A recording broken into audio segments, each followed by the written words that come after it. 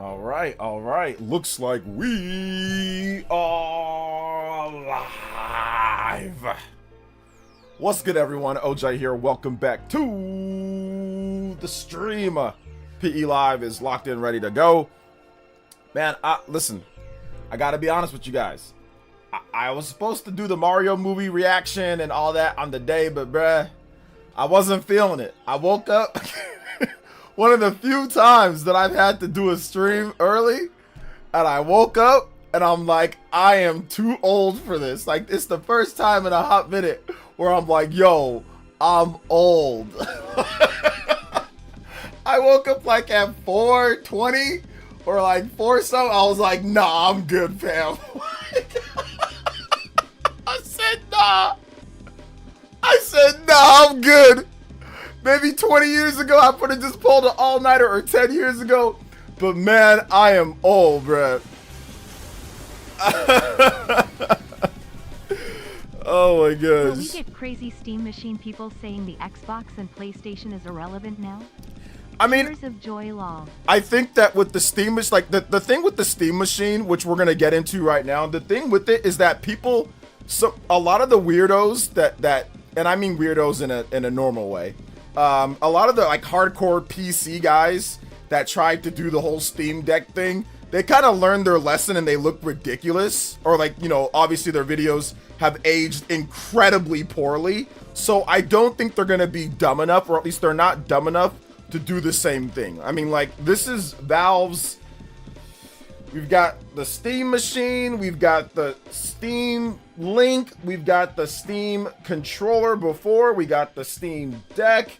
This is their 5th go at having some type of super successful hardware, whether it's a controller or a streaming device or whatever, right? And pretty much every attempt has ended in either mediocre to failure, right? So I think people are being cautiously more optimistic with this one, especially, Justin, after they announced the specs. It is not a powerhouse system. It's a okay system, but if you're a PC guy, like if you're a hardcore PC guy and you got a super high-end PC, I don't think you're going to be willing to make the leap, you know, to that much lower quality for your PC gaming, and the sake of having it simply in a living room or something like that. Like, I don't think that's gonna be the case. So yeah, we're gonna talk about it. So that's the just thank you for the $3 donor first. Ninja Blood. Let's get into some shout outs, then we'll talk more about the Steam Machine again, because there already was a Steam Machine. So let's just talk about the Steam Machine 2. Really, this is the second Steam Machine. So Steam Machine 2, more like it. Shout outs to Dior, he was here first. What up, Dior? Welcome. General Zamora as well. Bead Queen. What is good? What is good? Dank Meme Center X. What is up as well? Clabby94 is here. What's good, guys? What is up? Damien RPG. And guys, we are still setting up the marathon stream. It's still happening. I still got to get some things set up. It's just a little bit harder with the holidays and different stuff. But we're still going to be doing that. We're still going to be giving away Age of Calamity. Or no, sorry, Age of Imprisonment. I finally pretty much finished up all of Pokemon Legends ZA. So reviews coming. And I'm going to start working on Age of Imprisonment as well. So don't worry, BP. We're going to get that going. And of course, the stream. So that is still happening. Clabby94 is here. Misfits, what's up? I wonder if keycard haters will purchase the Steam Machine and they are okay with it being all digital. There is a double standard when it comes to PC Valve and physical versus, you know, Nintendo and physical. But yeah, I think that's one of the things that I feel is like the biggest turnoff for me. There's no physical option whatsoever. I mean, for my consoles, I want a physical option. This Steam Machine thingy there's no physical option. There's no real physical option, at least practical. So yeah. What's up, Damien? Welcome. Let's see here. Let's see. And yeah, we have no price, so it's hard for me to say that I'm gonna buy it before we even know the price. Obviously, a lot of games that are like mouse and keyboard dependent games, you're gonna have to rely on that really ugly Timid Turner, timid tall hat. What you remember that? What's that dude with the tall hat and Fairly Odd? Timid tall hat or whatever it was. That big old elongated Gumby looking controller. So I mean, like, it's giving me, like I said, I'm not trying to be negative on it, but it's giving me Steam Deck vibes. It's like giving me like, oh yeah, sounds cool, sounds great. But then like when you get it and it's like, oh, you got to be a tinkerer, you got to be like a PCer, or you know, you got to be like doing like weird things, you know, like it's like, oh, you think it's gonna be simple and easy, but then it ends up not being like simple and easy for everything, you know. So that's the only thing that I'm kind of like, I'm apprehensive about. Once again, we don't know price. I mean, we don't know none of that. So yeah. Let's see here. What's up, Jackson? Yes, it's the Gabe. And people are calling it the Gabe Cube. If it ain't less than 500, it'll sell like absolute garbage. You know, I don't know, man. I have a high-end gaming PC and Switch too. I'm interested in the Steam machine because I travel a lot for work. It'll be easy to take my Steam games on the go. Just my POV. Yeah, I can see that for sure. But like, wouldn't like a Steam Deck be like easy to take your Steam games on the go? Isn't that easier than having to say, okay, I need a TV for this and all that? Like, cause like, I mean, obviously you need a TV, but I mean, I guess if you're at a hotel, you can hook it up to there, but you're gonna have to remember, of course, the cables and all that. But let's see. I heard Zero complaints it's a digital only machine. Yeah, I think it's because it's Steam. I think that's the reason why, Elias. I think Steam Machine is great for users who want a Steam OS separate from a PC that uses Windows. You turn on and go to the Steam OS. Wow, I really like it. Okay, I guess there might be a market for that. I personally don't think there's much of a market for what you're saying. Think about all the hurdles that you just said. Steam Machine is great for users who want Steam OS separate from a PC that uses Windows. Think about that just for a second. Think about your sentence, Davey. Think about what you just said. I think the Steam Machine is great for users who want a Steam OS separate from a PC that uses Windows. Also, they're claiming 4K 60 with FSR and 6 times faster than Steam Deck. The math ain't mathing. Yeah. See, I think that right there, and those are, like I said, I'm just being cautious because this is the stuff that people said with Steam Deck. People were trying to say it's going to be this revolution. It's going to completely change the handheld market. Everyone's going to be rushing to this thing. It's going to be all this. And then what happened? It got absolutely trounced by the Wii U and PS Vita. Like, it's not even close to outselling those systems. So I'm going to be cautiously optimistic. I am not going to rush to judgment like some other content creators have. And just because it's Valve and they love Gaben and he's the consumer friendly and it's the greatest thing, that's like, I'm not going to do all that. Because I did that with the Steam Deck. I was like, oh, this is pretty cool. Okay, yeah. I went to try to buy one at launch. I couldn't because the freaking store didn't work. I bought one later. And while it's good for what it is. Like, there's a lot of other things that makes it not fun. So I'm going to be careful. I'm going to be cautiously optimistic, but I'm definitely going to keep my at arm's length because I don't want to do the same thing that I did with Steam Deck, you know? I don't want to have that same thing where it's like, oh my God, it's hype, it's the greatest thing ever, it's going to change everything, and then it doesn't. Like, let's just be real here. You can say that the Steam Deck changed everything, or you can say everyone likes it, but really, it's just a bunch of hardcore people that speak really loudly on Twitter.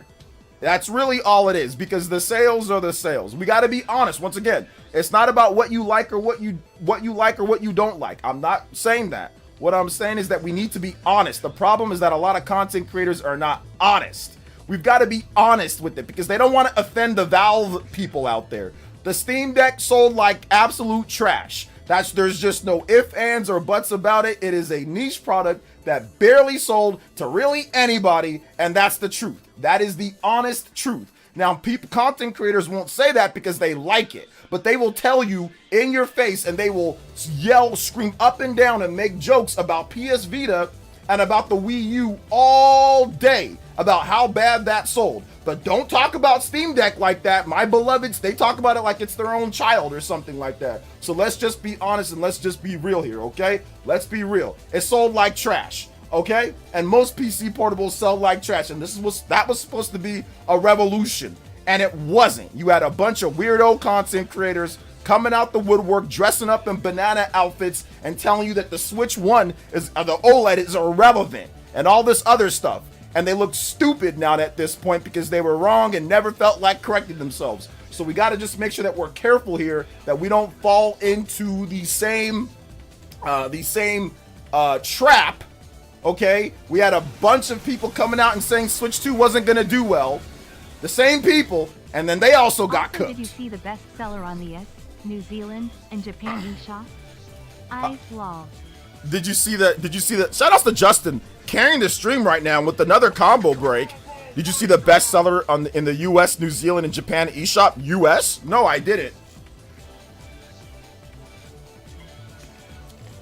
I'm guessing it's Kirby. I'm guessing it's Kirby, Justin. Thank you for the multiple donos in a row. Justin, right now, dominating the stream. Not on the combo. We have full combo rewards and effects, guys. So if we hit our goals, of course, we will extend the stream out. And I'm working on it with my wife, but I'm working on doing an even further extension to 3 hours and 30 or even 4 hours. So we'll discuss that as, you know, time goes on. I might have something to announce next year with that.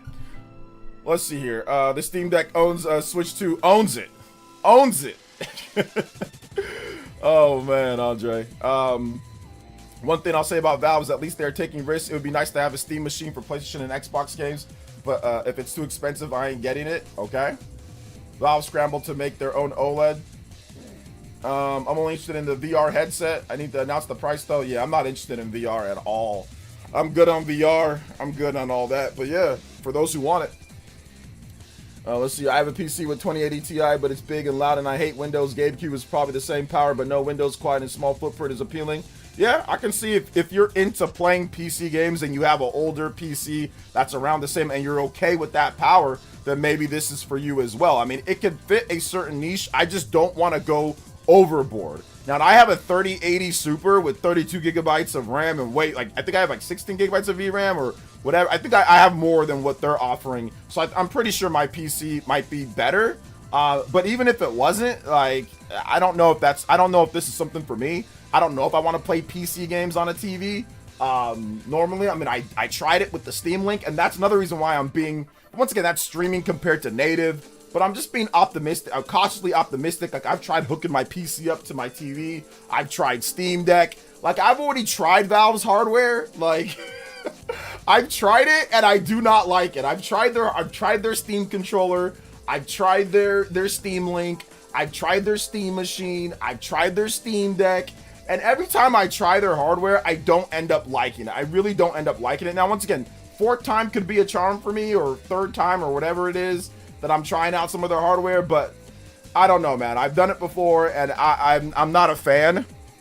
So we'll see, though. We will see. Says Steam machine looks pointless, in my opinion. If it's over 600, I'll stick my Switch 2 in PC. Hey, what's up, Game Manor? I was watching a video on Steam Machine earlier. These PC people are just nuts in the comments. They're treating Gabe Guy like a god or something. I weren't joking. Oh, I know you're not joking, Gaming Manor. I've made many jokes and references to how people treat him.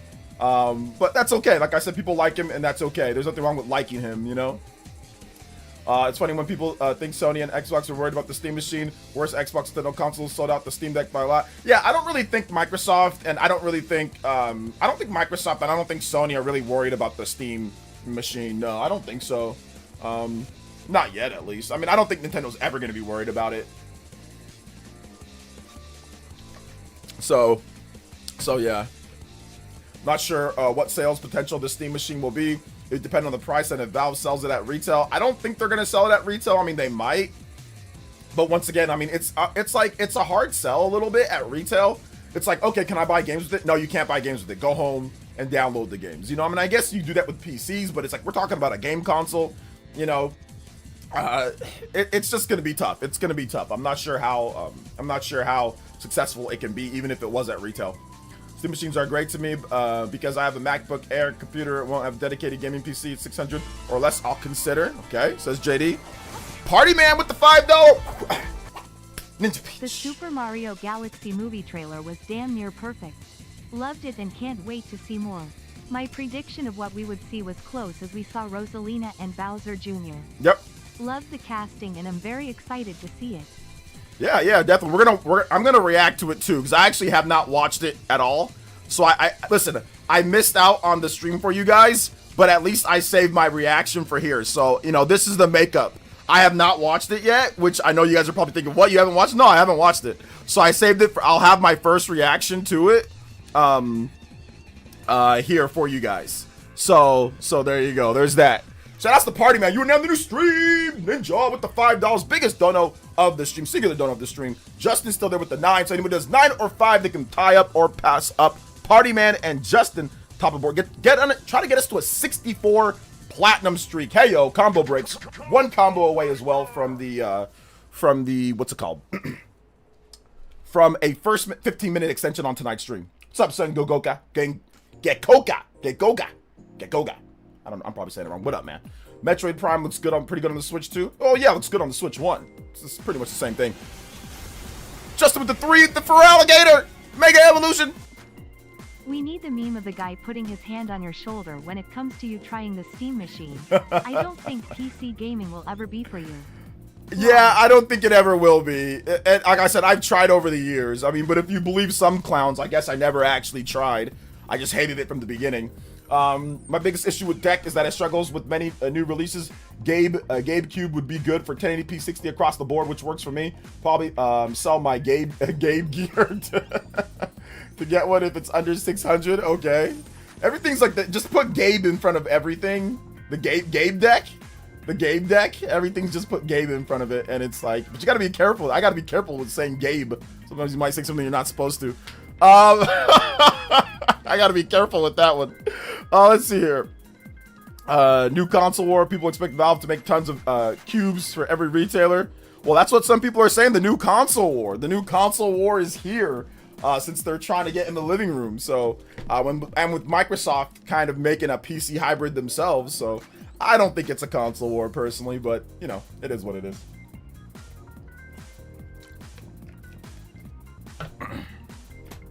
Let's say I meant you weren't joking about these PC people, OJ, as you told us plenty of times before. Hit the wrong letter, my bad. Hit the wrong letter, my bad. Anyway, I'm staying away from, even though I was sort of interested. Yeah, be careful. Like I said, I don't comment on PC people stuff. Like, I don't say anything. Like, if I'm watching a PC guy stream, because I do watch some people that's PC people. If I see, you know, trailers, I don't say nothing because they're just going to start, they start going nuts. Like, and if they know that you even like Nintendo, they'll start bringing up Palworld. They'll start bringing up Reggie Fils-Aimé with the Wii back in 2006 and how Nintendo's greedy. They'll start bringing up, you know what I'm saying? Like every single possible thing to make Gaben look like he's a god, a Greek god or something like that. And Nintendo's the literal interpretation of the devil. So I don't even say nothing no more. These guys are schizos, man. Some of these guys are complete schizos. So I just steer clear. It's not even worth your time. Like the other day I had a conversation with somebody on Twitter about Popia. And of course, well, you're better off just playing Pal Farm, bro. I am not better off playing no damn Pal Farm. You gotta be out of your mind. Why the hell would I play that? We don't know anything about it. It's made by the people that made Palworld, right? Those people? Or it's made, dude, Palworld sucks. Like, it's not a great game. Like, why should it's still like in beta access. It's not even a real release. I wasted $60 of my money on that game. I'm never buying anything from Pocket Pair ever again. Shinru with the $10. After watching the Steam presentation, I'm definitely interested in the VR headset. Depending on the price at launch, might be an instant cop. Also, got my Hyrule Warriors Aoi treasure box through Ooh, nice. Worth the wait. Yeah, treasure box is nice. Shoutouts to Justin. Thank you for the 3. Of course, that puts you at 12 actually, Justin. Thank you for that 3. So that puts you, I put you at 12. Yeah, there we go. Put you at 12. But then my man Shinru coming in with the big $10 dono. Yeah, I'm not interested in VR at all. So, you know, I've tried various VRs. I've even tried Labo VR. And I do not like VR either. I guess I'm just a grumpy guy that doesn't like anything exciting, right? But yeah, I've tried VR. It's not for me, but yeah, depending on the price, it could be a good bet for many people out there. Combo breaks, first overclock, unlocked. Let's go. 15-minute extension. Let's go. Thank you guys so much. I appreciate that. Next one up, only 3 more combos, and we get 30-minute extension. I do not like this the controller at all, especially with the trackpads. Now that they can use the Switch 2 Pro controller, that would be awesome. I'm pretty sure you're going to be able to use the Switch 2 Pro controller and the regular Switch 1 Pro controller and 8-bit-O controllers and probably an Xbox controller or a PlayStation controller. You'll probably be able to use any controller because it runs the Steam OS, and Steam OS can handle pretty much any controller, even I think Switch 2 Pro controllers. So, yo, shout outs to Jeffrey Tucker with the Udapudos. Bust. PC for life.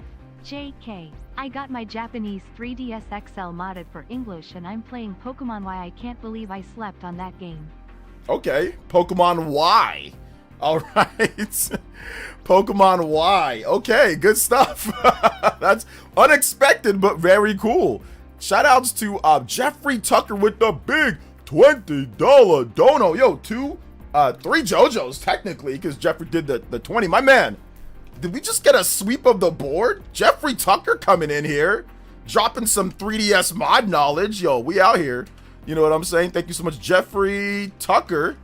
We got you on both boards. Anybody does 20 or more, you can type or pass Jeffrey Tucker on both boards. Thank you, 47. So another, you guys are out here. We're trying to get a full stream tonight, guys. Full 3 hours. And like I said, we could be expanding.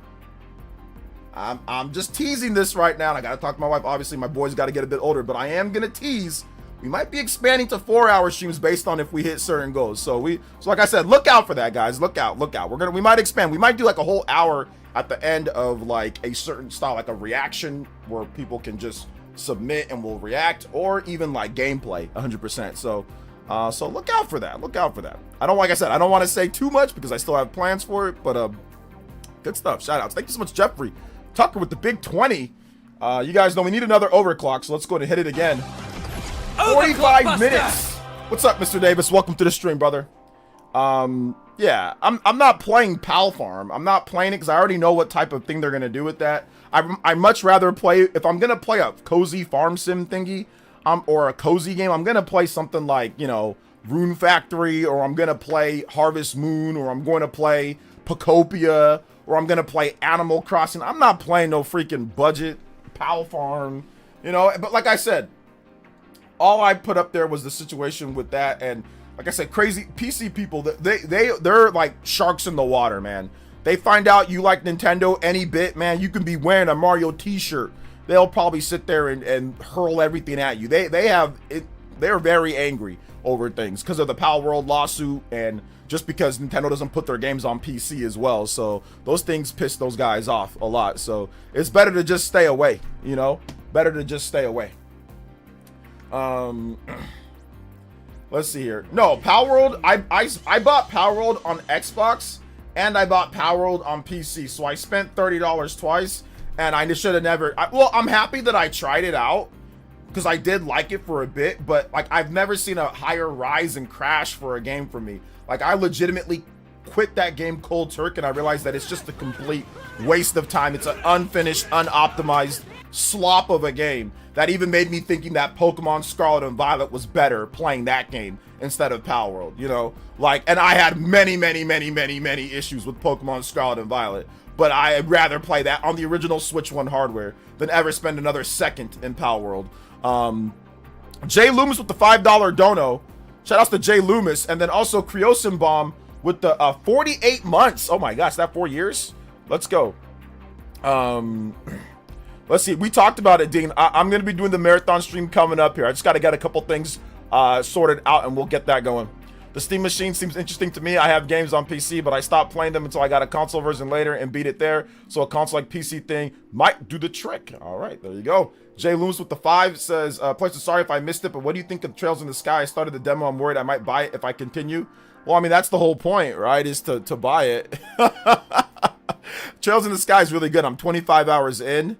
I had to stop playing it though because Pokemon came out. So, but I'll get back to it. I'm gonna get back to it after Hyrule Warriors: Age of Imprisonment, after Kirby Air Riders, and after Metroid Prime 4. So I'll probably get back to it sometime in December. So next month.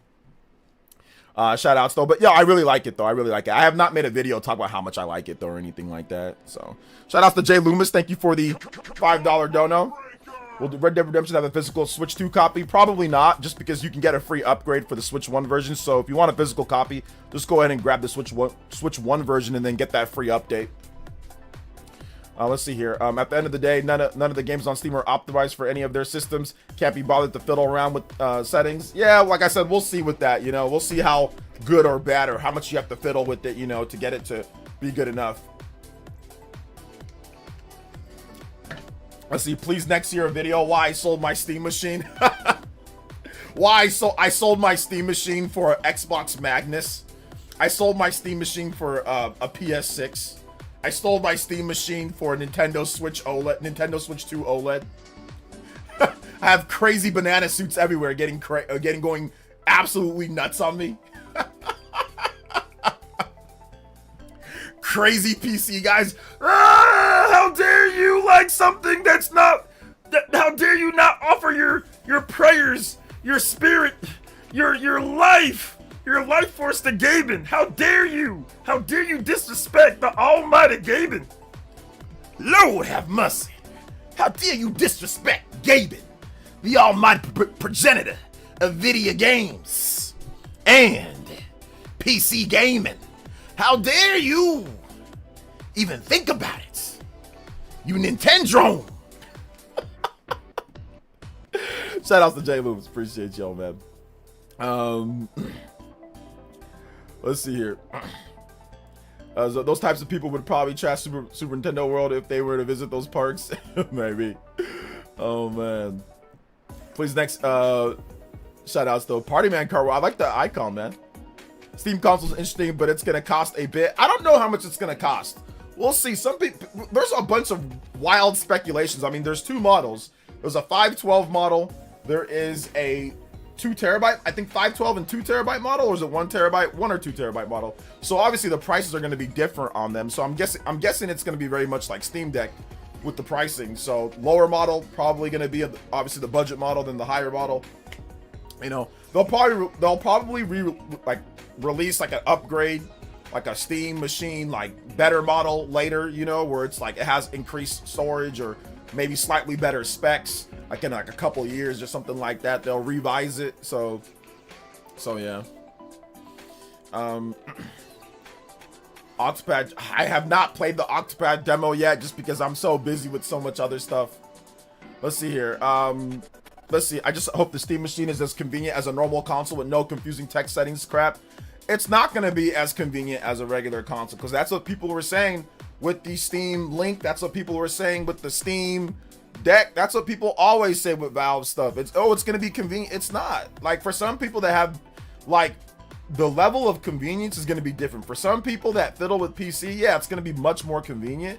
But for people who don't, and people who just want like an exact console experience, it might feel that way. But then once you start getting under the hood, it's going to start popping up. Like Steam, like for me at first, the Steam Deck was like a handheld experience. It really felt that way. But then the other things start popping up, like the other issues, the constant updates overall, the constant weird things that happen with it, the fact that it is a PC, like other things start cropping up. You know, the settings stuff, like going into your settings and having to try to optimize. A lot of games aren't supported, where it's like, oh, game might not run properly. Maybe it will, maybe it won't. You know, like it starts acting weird. Like it's gonna have those things. That's what PCs have. Like Steam Deck has it too. Steam Deck is not a pickup and just play no matter what. Like it works like that sometimes for some games, but then for other games it doesn't. And then once again, the settings and all the other stuff, it's like there's a lot of PC stuff with it, you know. Like I said, it can be used as kind of like a pick up and play portable console, but then other times it's like it's almost unavoidable that you're gonna run into other issues that you wouldn't run into if you simply just had a Switch or a PS Vita or a 3DS or a PSP, you know, or any regular normal console, you know. So yeah, I don't know. I can't trust it 100% right now to say that it's just going to be a seamless console experience. I don't think so. Not based on what I've used from Valve. Not based on that. Like I said, but I could be wrong though, you know? Let's see, you were right. Some people actually want Valve to have a monopoly on the industry. I know, I've seen it. Oh, can you play Buck Bumble and turn the volume up so we can hear it more? All right, I got you. I can only play Buck Bumble What was it? Buck Bumble. Shout outs to Jeffrey. Thank you for the big 20. Hokage and Streaminja in the chat, like I said. Big love to Jeffrey. And also, 8 combos away, guys, from the 1 hour extension as well. So we're close. Let's go. Buck Bumble remix. I can only play Buck Bumble remixes. So we're gonna play Super Buck World remix. All right, so there we go. Hopefully you guys can hear it, right? Can it run Dolphin well enough? I'm pretty sure it will be able to. Let's see here. Thank you. The art is great for the movie. Yeah, it's pretty good. Shout outs Jeffrey Tucker. Big love, man. Udo Budo's blast. I was told I don't like primarily playing PC because like the freedom. Not the case. I'm just not into playing paying every 2 to 3 years to upgrade specs. I mean, you don't have to pay every 2 or 3 years to upgrade specs for PC gaming, but you know, they release updates all the like, you know, new graphics cards like pretty frequently compared to consoles at least. Let's see here. Steam Machine enters the console war and sells 5 million in 5 years, and the media will act like a PS6 killer. Probably. That's what the media. That's what IGN did, and that's what certain media members did with the Steam Deck. Sold 3 or 4 million, act like it was some type of massive success. You know. GameCube won't be as convenient as a console, but it'll be way more convenient than PC. In general, you stick to verified games, 1080p 60. See, like that's that's the thing, Jackson. It's like that's the problem. If you stick to verified games, like if you like with the Switch 2, like everything's verified, and like you know beforehand, like people be okay, it runs good or doesn't run good. Like there's some frame rate drops or not, you know. Like it's very simple in terms of things. Like the problem is that Steam Deck, it's going to have, or not Steam Deck, Steam Machine, it's going to have those situations where it's like maybe not, you know. But I think it'll probably be better than Steam Deck because it is 6 times, they say 6 times better, more powerful or faster than Steam Deck. So it's probably going to be able to be more compatible with better, you know, better fluidity than Steam Deck is, right? So that's good. But yeah, I'm a tech savvy person, but I completely relate to the average user who doesn't want to tinker with settings or troubleshoot random PC issues. Valve and other PC handhelds have. Yeah, we'll see in the future. We will see. That Steam box can't be $1,000 with those specs. Yeah, I don't think it's gonna be $1,000. I mean, I'm kind of thinking it's probably gonna be anywhere between like 400 to like 600 to 700, somewhere in that range. I mean, I'm thinking it's gonna be somewhere 400, 600, somewhere like that. That's what I'm guessing. Maybe like a $400 model and a $600 model, or maybe even 700. It could even be higher than that, but we'll see. I'm guessing though it's gonna be like somewhere between 400 to 500 though, somewhere in that range. Maybe a little bit higher, maybe a little bit, you know, lower than 500. We'll see. Maybe they go like 440, or maybe they go like 550, or maybe they go something like that too, like they did with like the Steam Deck OLED. Steam Deck OLED is 550 and 650. So, yeah. Let's see. I thought Steam Deck is the Steam console. No, Steam Deck is the Steam. That's the handheld. That's the handheld, like the Switch-like device. That's the Steam Deck. The Steam Machine is the new console-like device. It looks like a little GameCube. The Steam Machine specs, why is it a bit rough in 2026? People already complain about games being optimized on PC. Yeah, it's gonna be a little rough. It's gonna be a little rough. It might be a little rough for certain stuff, you know. So that's why it's gonna be interesting to see exactly how everything plays out, you know. Even verified games run bad. Yeah, sometimes verified games can run bad, you know, on Steam Deck, which, once again, like, to me, I tried to play Grand Blue Fantasy Relink, and it worked, but I had to go in, the text size was too small, I have to tinker with things, I have to try to zoom it in a bit, like, I have to try to mess with the set, it's like, I just said screw it. I just said screw it and bought the game on PS5, you know? I had it on PC, and I was just like, okay, cool, and I'm just like, nah, I'm good, and that was on my 3080, right? So I was just like, I'm good, and then I tried to play it on my Steam Deck, and then I was just like, this is not a, like, I tried to, you know, like, try to go back and forth, and once again, it was weird trying to do the settings. I was just like, I'll just wait for it to come out. Like, I bought it on PS5, and then I got tired of not being able to play it portable because it's a RPG, so I'll just wait for Switch 2 version. If there's a Switch 2 version, I'll play it then. If there's never a Switch 2 version, then I just probably won't play it. I'm good, you know? So, I bought 2 copies of the game, so we'll see. If it comes to Switch 2, I'll definitely check it out on Switch 2, but yeah, I've tried with PC stuff, man. I'm just not, and like another issue that I have, it's like, you're gonna want to play portable, right? And like, this is why I'm apprehensive about buying it, is because I'm going to want to play portable. I don't have a Steam Deck. I don't have a PC portable, and I don't want one. I don't want to have to transfer. Like, I tried that thing. So it's like, there's times that I want to play on a TV, but then there's also times that I want to play on a handheld, and I want it to be fast. Like I said, I'm lazy, okay? I'm lazy. I'm the hardest working lazy person out there, and I don't want to, you know, and I don't want it to take time. I don't want to have to close out and do everything, then grab the PC handheld and, okay, transfer this. Like, I don't want to do all that. I just want it to be able to, boom, I just take it off the dock, and it works very quickly, and it's easy, and it's simple, just because, like I said, I'm old, and I'm tired, and I don't feel like messing with a bunch of stuff, you know? And I've tried doing that. I've tried docking a Steam Deck, and the dock that everyone told me worked well didn't work well. I didn't have the official dock, so it's just like, I'm tired of the headaches, man. I'm tired of the headaches. I'm really tired of it. Shout outs to Good Morning Studio with the $5. Are we getting your reaction to DSP vid tonight? Don't have to watch it more than 2 minutes to get the gist of it? Okay. All right, yeah. What video is it again? Good Morning Studios. You don't have to donate again. I'll check it out right now. We need to get to the reaction portion anyway, where I got to react to a bunch of stuff. What's the name of the video? Like, what are we reacting to again? Thank you for the $5 too, man. I appreciate it.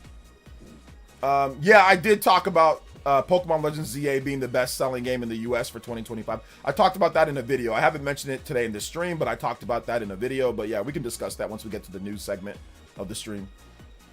We're just kind of talking about the Steam machine right now. Yeah, but what type of video? What video was it with the DSP thing again?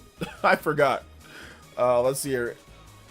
Any prediction from your side as a specialist who was right on many times about the sell numbers of consoles and how Steam Machine will do in the market? It's hard to tell without a price, so let me get a price first, and then once we get a price, then I can kind of feel a little bit more comfortable with getting a, getting an estimate.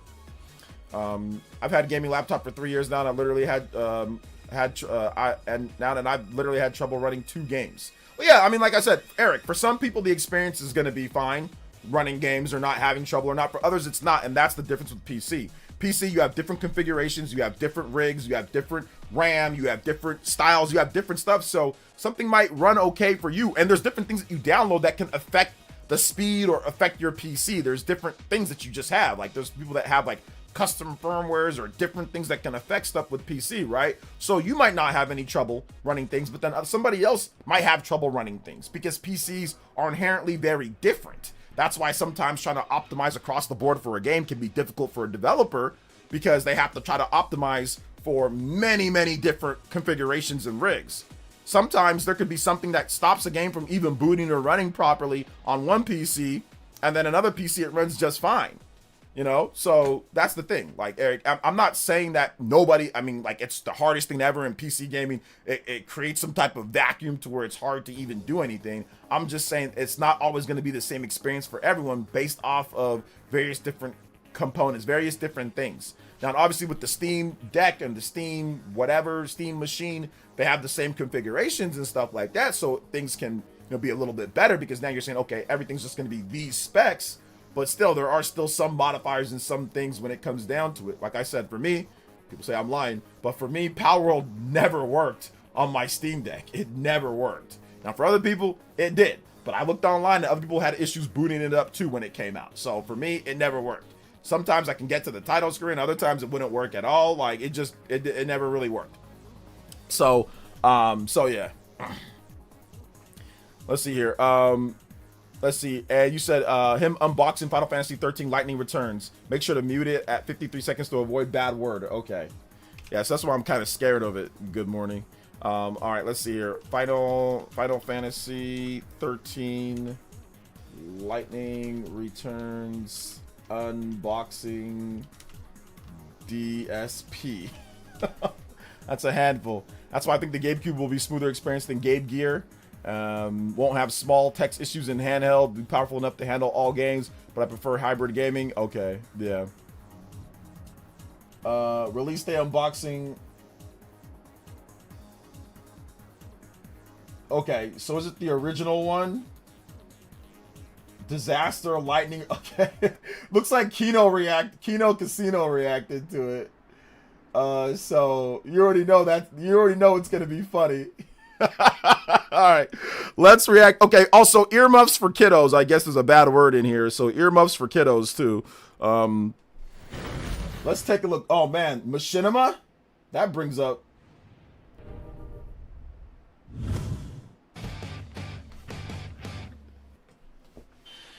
Okay, what is up, everybody? Darkside Phil here, and welcome to Release Day Unboxing for Tuesday, February 11th, What's that sound? 2014. And before everyone says, what on earth is going on, you probably hear an incredibly annoying, high-pitched, droning sound going on. That was the fire alarm in my condo facility. And the problem is, the fire alarm in this condo facility has a nasty habit of, during the middle of the winter, especially when it's very cold, of going off as a malfunction. Now, this is actually a common problem with older fire, Wait, hold up. Why can't he just do it a different time when the fire alarm isn't on? Why must he do it during the... Why can't he just say, all right, I'll wait for the fire alarm to not be up, and then I'll do it? Why is he doing it during the fire alarm? Because he literally, from the beginning of the video, he could have just said, you know what, I'll wait till the fire alarm goes away, and then I'll do it then. I don't understand why he just didn't do it when the fire alarm's done. Fire detection systems. And of course, this building is old, and they don't feel like ever replacing it or upgrading it because the condo association is a bunch of cheapskate motherfuckers. So this alarm has gone off no less than 3 times already today. It actually went off once when I was out picking up Final Fantasy 13 Lightning Returns. And I know because as I was driving back from the game store, there were 3 fire trucks outside, which means that they went off. The fire departments were required to come here. Why is he explaining all of this? Why is he explaining all of this? There is no reason to sit there and explain all of this during an unboxing. Bro, just say, look, the fire alarm's going off. We've been having issues. You know, it is what it is. But really, all he should have done, this is not live. Like, if it's happening live, then I get it. Like, it's a live situation, so you can't do anything about it. So, like, for example, you guys have heard maybe police go by or a fire alarm, or like people like loud cars go by. Okay, that makes sense because I'm live. It's not like I'm doing like a recording. But when I'm doing a recording and something goes by and it messes with my recording, I don't leave it in there. I wait for it to be done, or I just say, okay, I'll just scrap this and I'll restart it later. And that's how I was even back in the day, because this is a long time ago, but that's how I was even back then, you know, when I was recording out my mom's house or whatever the case is. Like, I still said, okay, if something loud happened, I still would try to cut it out. Try to. Here and check and then turn it off.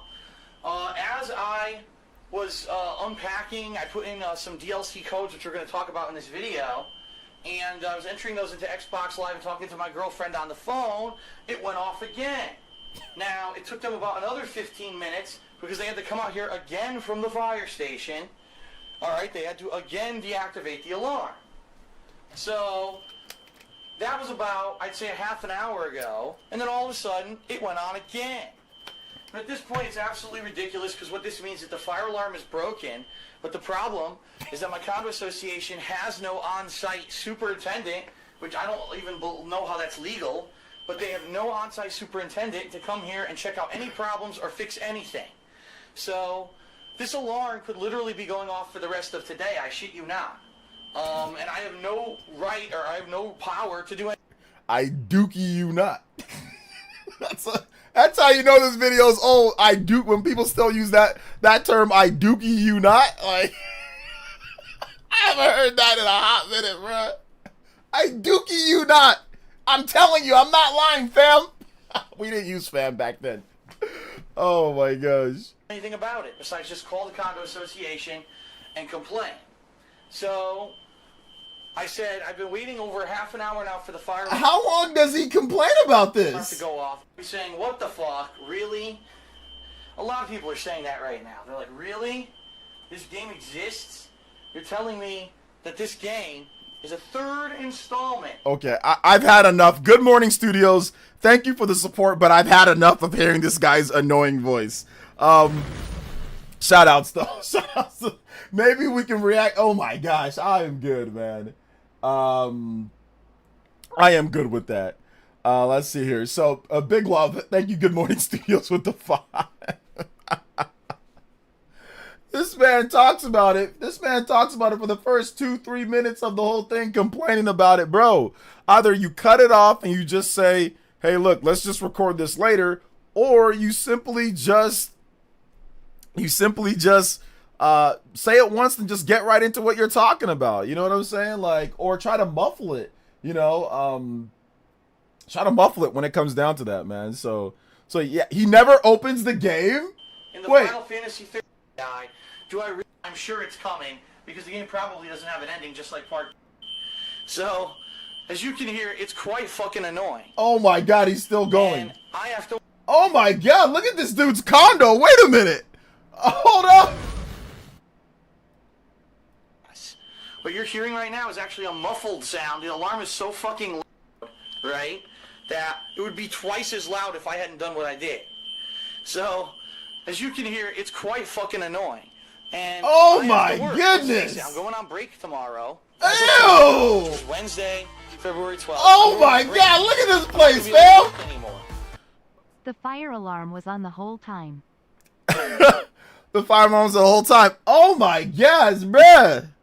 Man, this man out here living in a pigsty back then. I guess, I mean, when you back then, I think from what I remember, he would just rush to the store, buy the game, come back, and just sit down and play and just drink alcohol and eat pizzas and just throw stuff all over the place. He just didn't care, you know, when you're young back then and just doing stuff. So yeah. Shout outs to Jeffrey Tucker.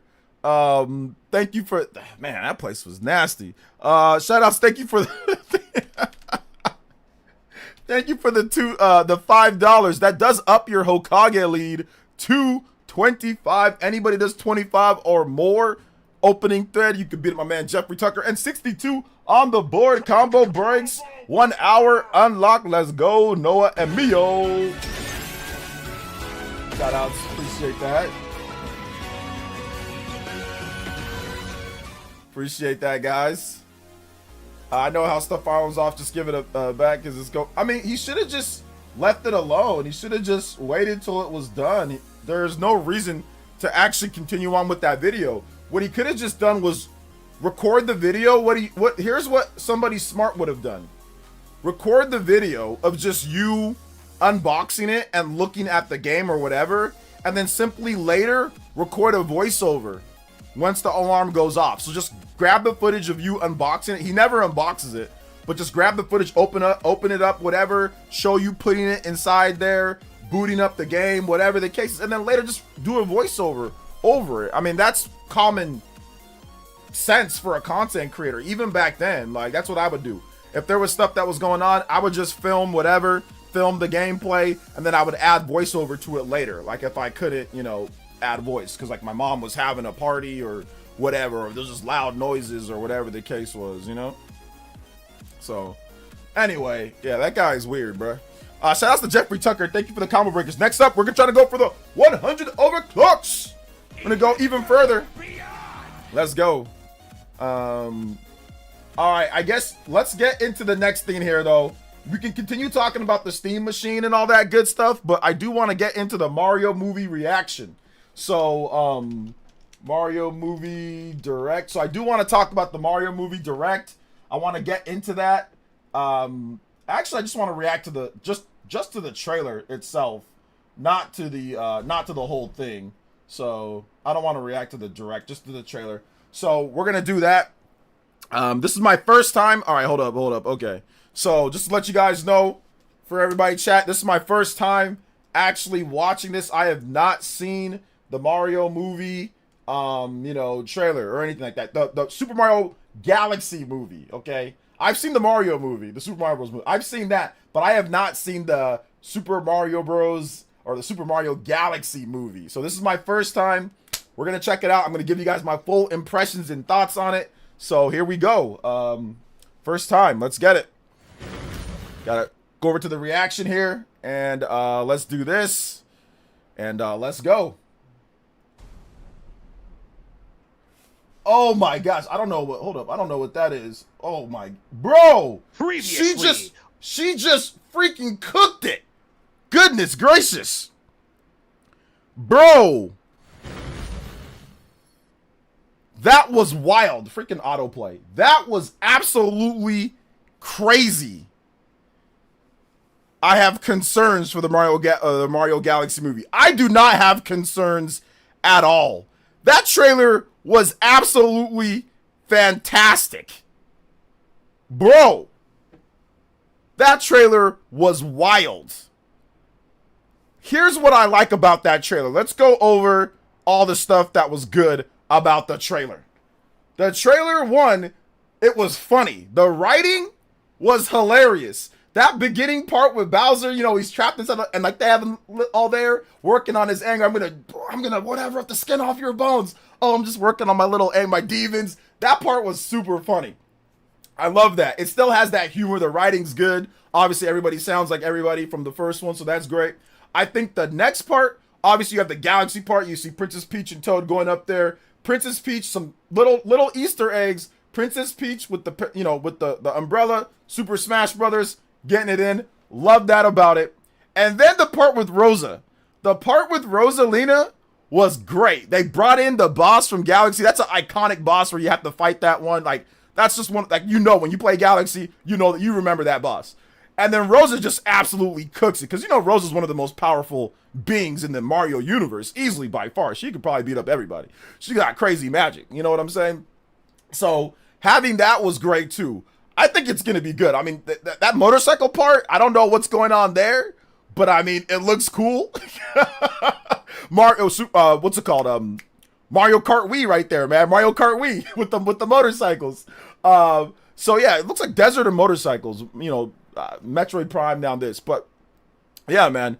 I thought it was dope, dude. I thought it was dope. I thought it was pretty cool, I thought it was a good trailer. So, I don't have any concerns. I never had concerns with the first movie. People were saying it's going to be bad. It was really good. Now they're working on it again here. I mean, it's their second go at this thing. So I don't really have any concerns at all. I mean, it's a movie, first of all. So it's like, it's a movie. You don't play it. You just watch it. So there's not really anything to be concerned about. Who cares?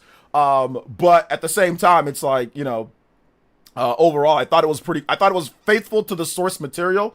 Bowser Jr. coming through, and having like the paint stuff, because he does the paint stuff in the games. Like, and obviously, what was it? Like, Sunshine and Super Mario 3 World plus Bowser's Fury. So that's something that he's been doing. Like, they really kind of took that and it's like, okay, I'm gonna bust my dad out of here. I like that aspect of it too.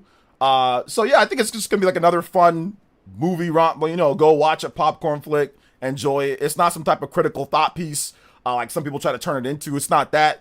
So for me, at least, I thought it was dope. I thought it was cool. I don't really have any issues or concerns with it. I think it's going to be really good. Just like the first movie was really good. For me, at least. So yeah. Heck, even having... I know some people were like, oh, Brie Larson, she's an L voice actor. Why is she an L voice actor? Because you guys are salty about Culture War stuff? That's the only thing I've been able to find, is that people didn't like her because of what she said about critics and men and certain stuff like that. That's all. That's it. Did you notice the sand world was from Mario Odyssey? Yes, because the pyramids. So I think it's gonna have like that taxi or that whatever service, or at least from what I hear with Brie Larson, people didn't like her from the Marvel movies, like the Marvel stuff, and that's fine. That's her acting and an actual, like, you see her on camera. So if you don't like her as an actor, okay, like, I get that, but she's just voice acting. She's not actually Rosalina. She's not playing a live action Rosalina. She's literally reading the lines that somebody else told her to read. Rosalina does not have any type of super in-depth character in the Mario games. She's just like a powerful being of the universe. So, I mean, she has a little bit of personality, but let's just be real here. She reads the Lumas, and she floats around in outer space like in her little laboratory thing that she has. She's not some type of deeply intricate, crazy, in-depth character with all these different things that you have to make. She's really not. Let's just be real here. Most of the Mario characters really aren't too much, and they have to kind of, build some stuff out to flesh them out, because most Mario games, there's barely any story. Like, there's little to any story in a lot of the Mario games. So a lot of the main Mario games. Obviously, other Mario games, there are more story. So to me, having Brie Larson as a voice actor, who, by the way, she's a hardcore Nintendo fan. She's like a super hardcore Nintendo fan, and she's really into Nintendo, and she plays the Galaxy game. She plays the video game. She knows the source material. why would you not want someone that actually knows the source material and likes Nintendo to do this as an actor? So it's like, to me, it's culture war nonsense. It's, I didn't like her in Ms. Marvel or whatever. It's not anything relevant to her playing a voice actor for Rosalina. Like, let's just be real here, guys. So let's just be real here. We don't gotta sit here and sugarcoat it. Let's just be real here. Some people just don't like her for that, but she's not, like I said, I'd be more worried. I wouldn't even be worried, but I'd be like, okay, I can understand more if it was a live action Mario. Like, if she's like Rosalina for real, she's not tall enough. She's, you know, obviously maybe she doesn't look like Rosalina. You know, I get that, right? I get all that. But for voice acting, I mean, come on now. Come on now. Let's be real here. All right. So yeah, that's my reaction. Party Man with the 5. Junior, being in his Mario Wonder form is also super dope. Yeah. Peach kicking butt as always, and Rosalina looks amazing. Love the casting so far too. Play Galaxy music, please. Yes, I got you on the Galaxy music. Thank you so much, Party Man, with another dono. Also, I think Justin did a 3 as well. Did you notice the Sam? Yeah, Justin, thank you for the 3. I appreciate that. And shout outs to Jeffrey Tucker. Thank you for the 5 as well. I think I need to add all of that in as well. So let's go ahead and do that. So, actually, no, I think I already added that, yeah, because I put 25, so I just need to add the 3 in there. So we're at 70. Shoutouts, guys. Let's go. 30 more combos, and we are out there. Let's see here. I honestly, I usually have a problem with just throwing popular celebrities into voice roles if they don't have voice acting experience, just because sounds like she's doing good so far. I mean, like, if you're an actor, you can be a voice actor.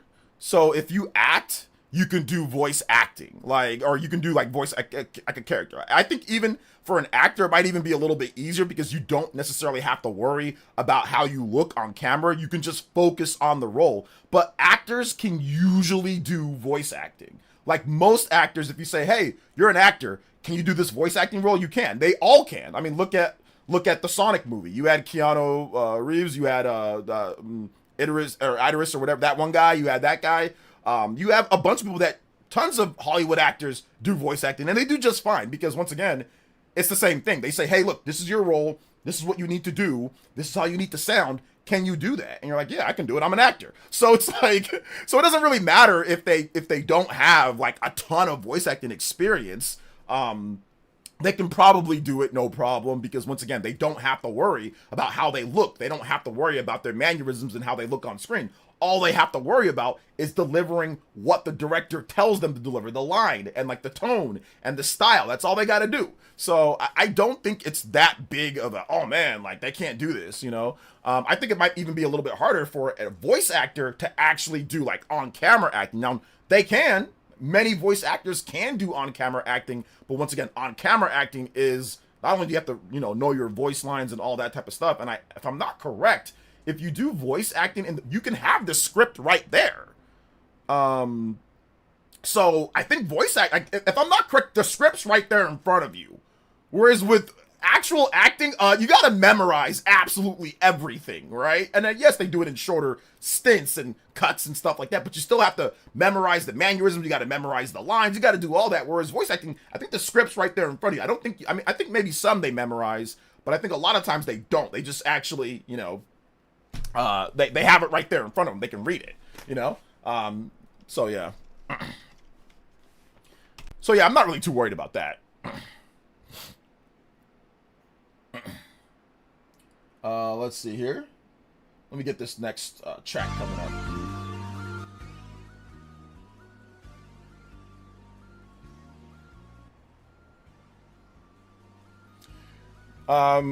Larson is a Nintendo fan and her voice is really good. I didn't like the comments years ago. That does not matter. A movie, I care about her work and they do a good job on her movie. Yeah, like I saw her comments and what she said, and like I understand why people would be upset at her comments, but at the same time, like I understand why she said those comments too. Like I don't think her opinion on that was like something where it was completely out of bounds, in my opinion at least. I think she was just trying to say like, hey, I would like a little bit more different types of people that are looking at what we're trying to do. You know what I'm saying? But I get how some people can be upset at that too, Maybe the next Smash, for the next Smash, Sakurai would make Rosalina faster.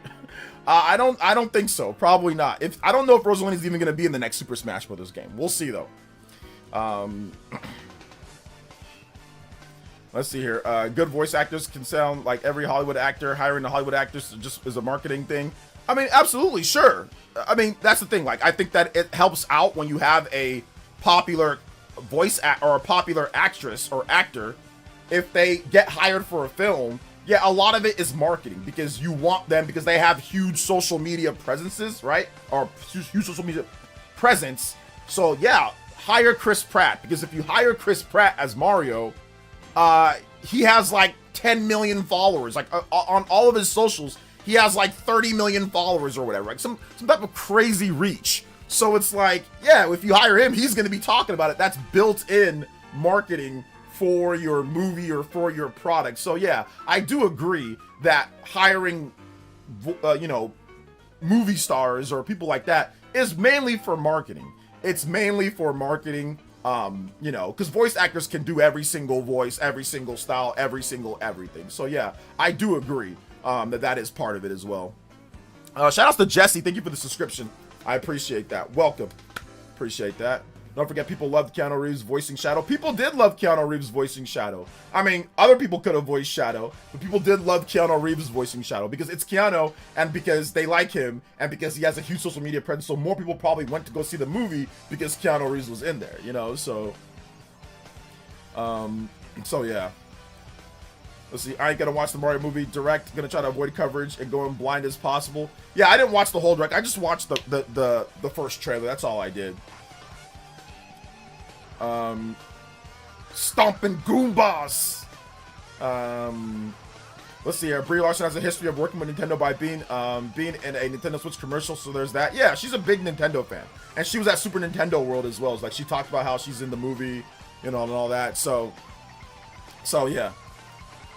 Prime 4 previews tomorrow. Yep, Prime 4 previews tomorrow. So we're gonna be covering that. I'm gonna be checking out some footage and getting you guys a video on what I think on the coverage of Metroid Prime 4. So look out for that tomorrow morning as well. Do you guys remember though, before we get to some of the next segments, because like we got a Kirby Air Riders trailer to go over, we got Red Dead Redemption that we're gonna go over. We still got a lot tonight, guys, so buckle up, stay tuned, hit that like button, let's go. Shout outs, guys, and thank you guys for the support so far. You guys have been incredible, so thank you guys so much. But did you guys remember the video that I put out there? And I want to talk about this just for a bit, where I talked about the Nintendo Switch 2 sales success is starting to break them. Bro, we got an hour 20 minute video from a grifter damage controlling the sales.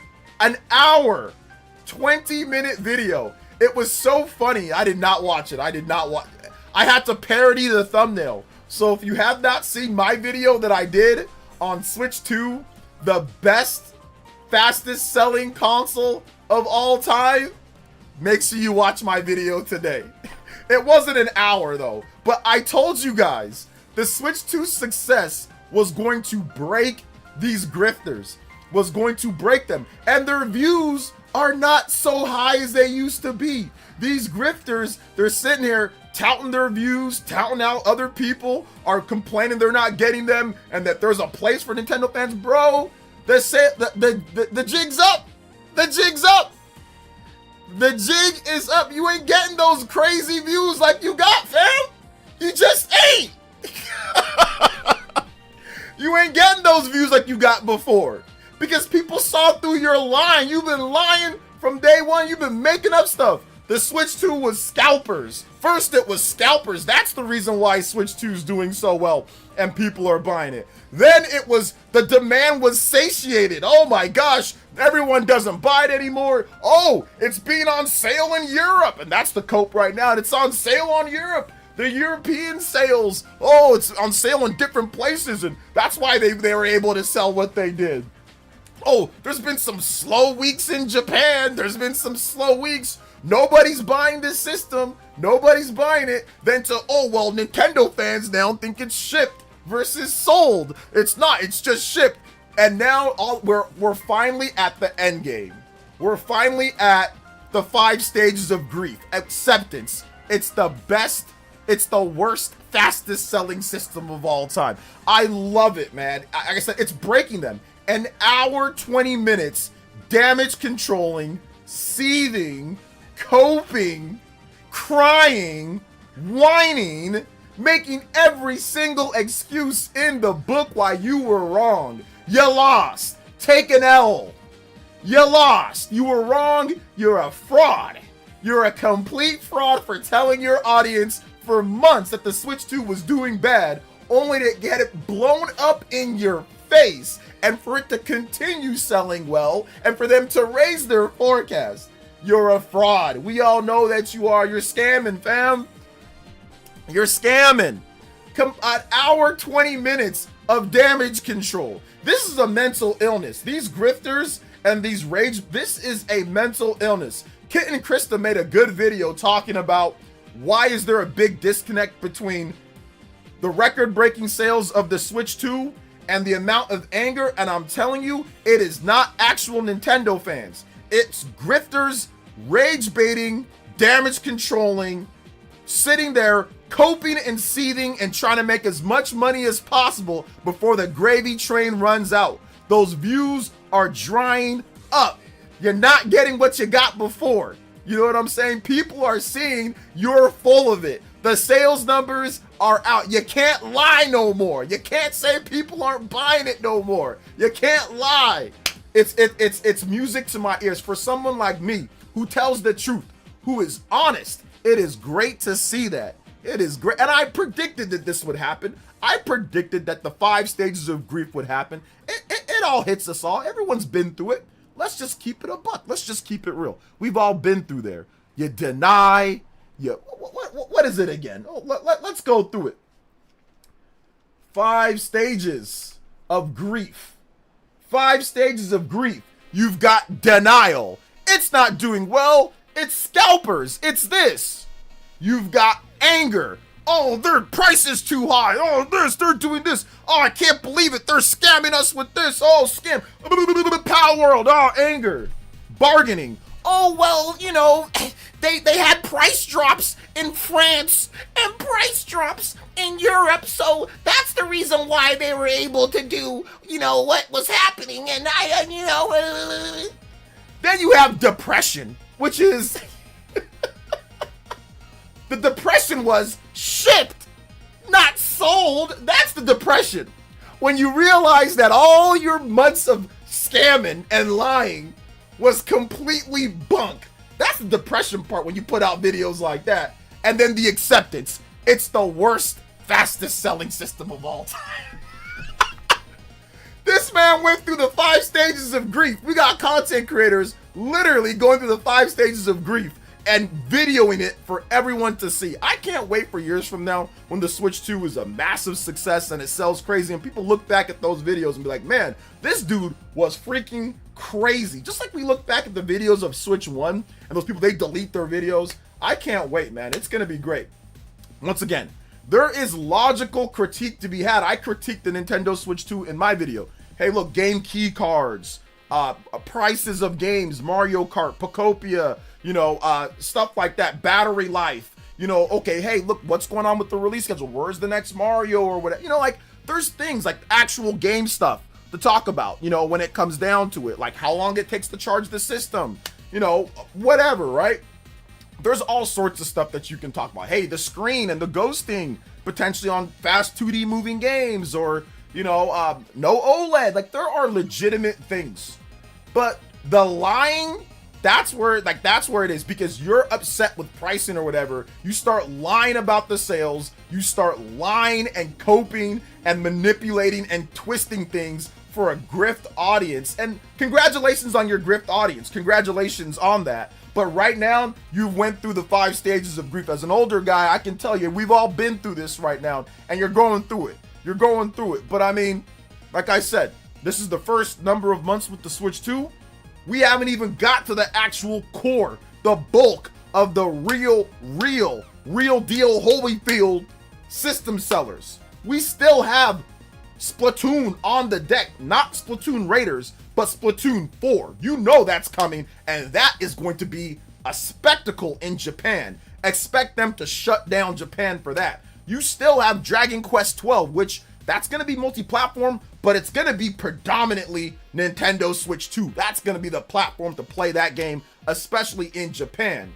Then you still have 3D Mario. You still have Super Smash Brothers. You still have the next Animal Crossing game. You still have Gen 10 Pokemon. You still have, heck, Duskbloods. That's a huge From Software game. You still have Fire Emblem. You still have the next Xeno or Monolith Soft game. Buckle up, Grifters. Buckle up. Because you won't, like I said, your views are diminishing. The interest isn't there because people saw through your grift.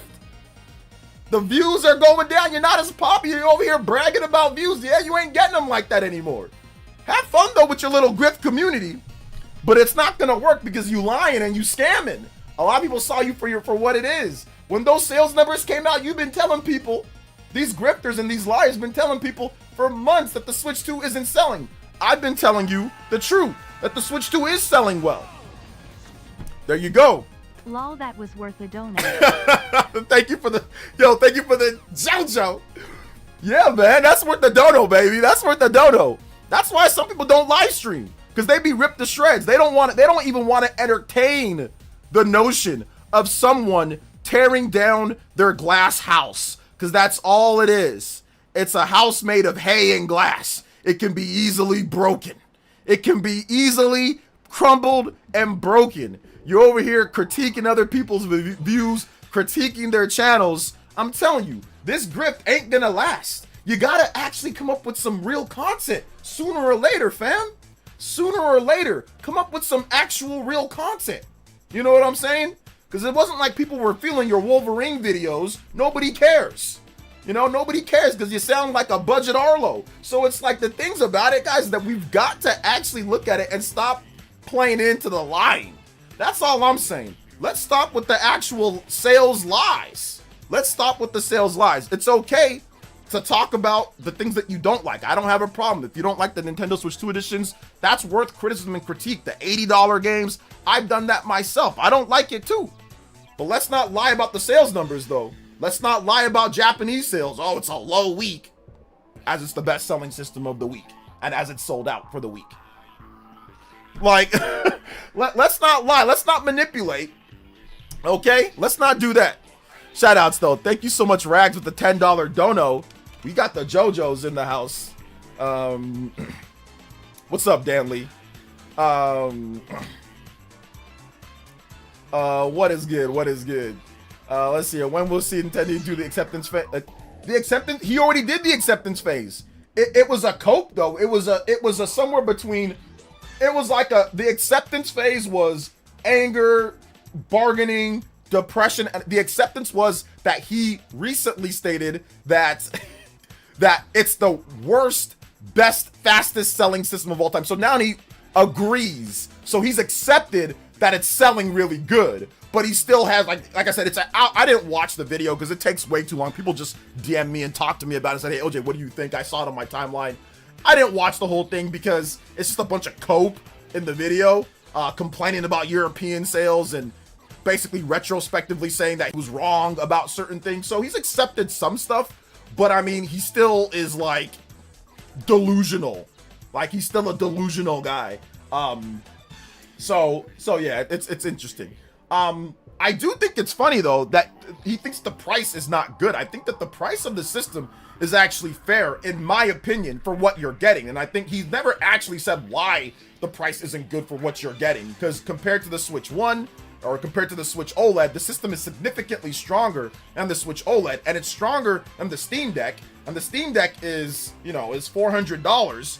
It's pretty much the cheapest portable PC handheld hybrid at its power. There's not really anything that does as good as it does for that price. If you want that power or above, you're going to have to spend more than $450, and it doesn't come, and that PC portable isn't going to come with the dock, isn't going to come with 2 controllers, isn't going to come with all the cables. So, you know, I don't understand why the price is not good for the system.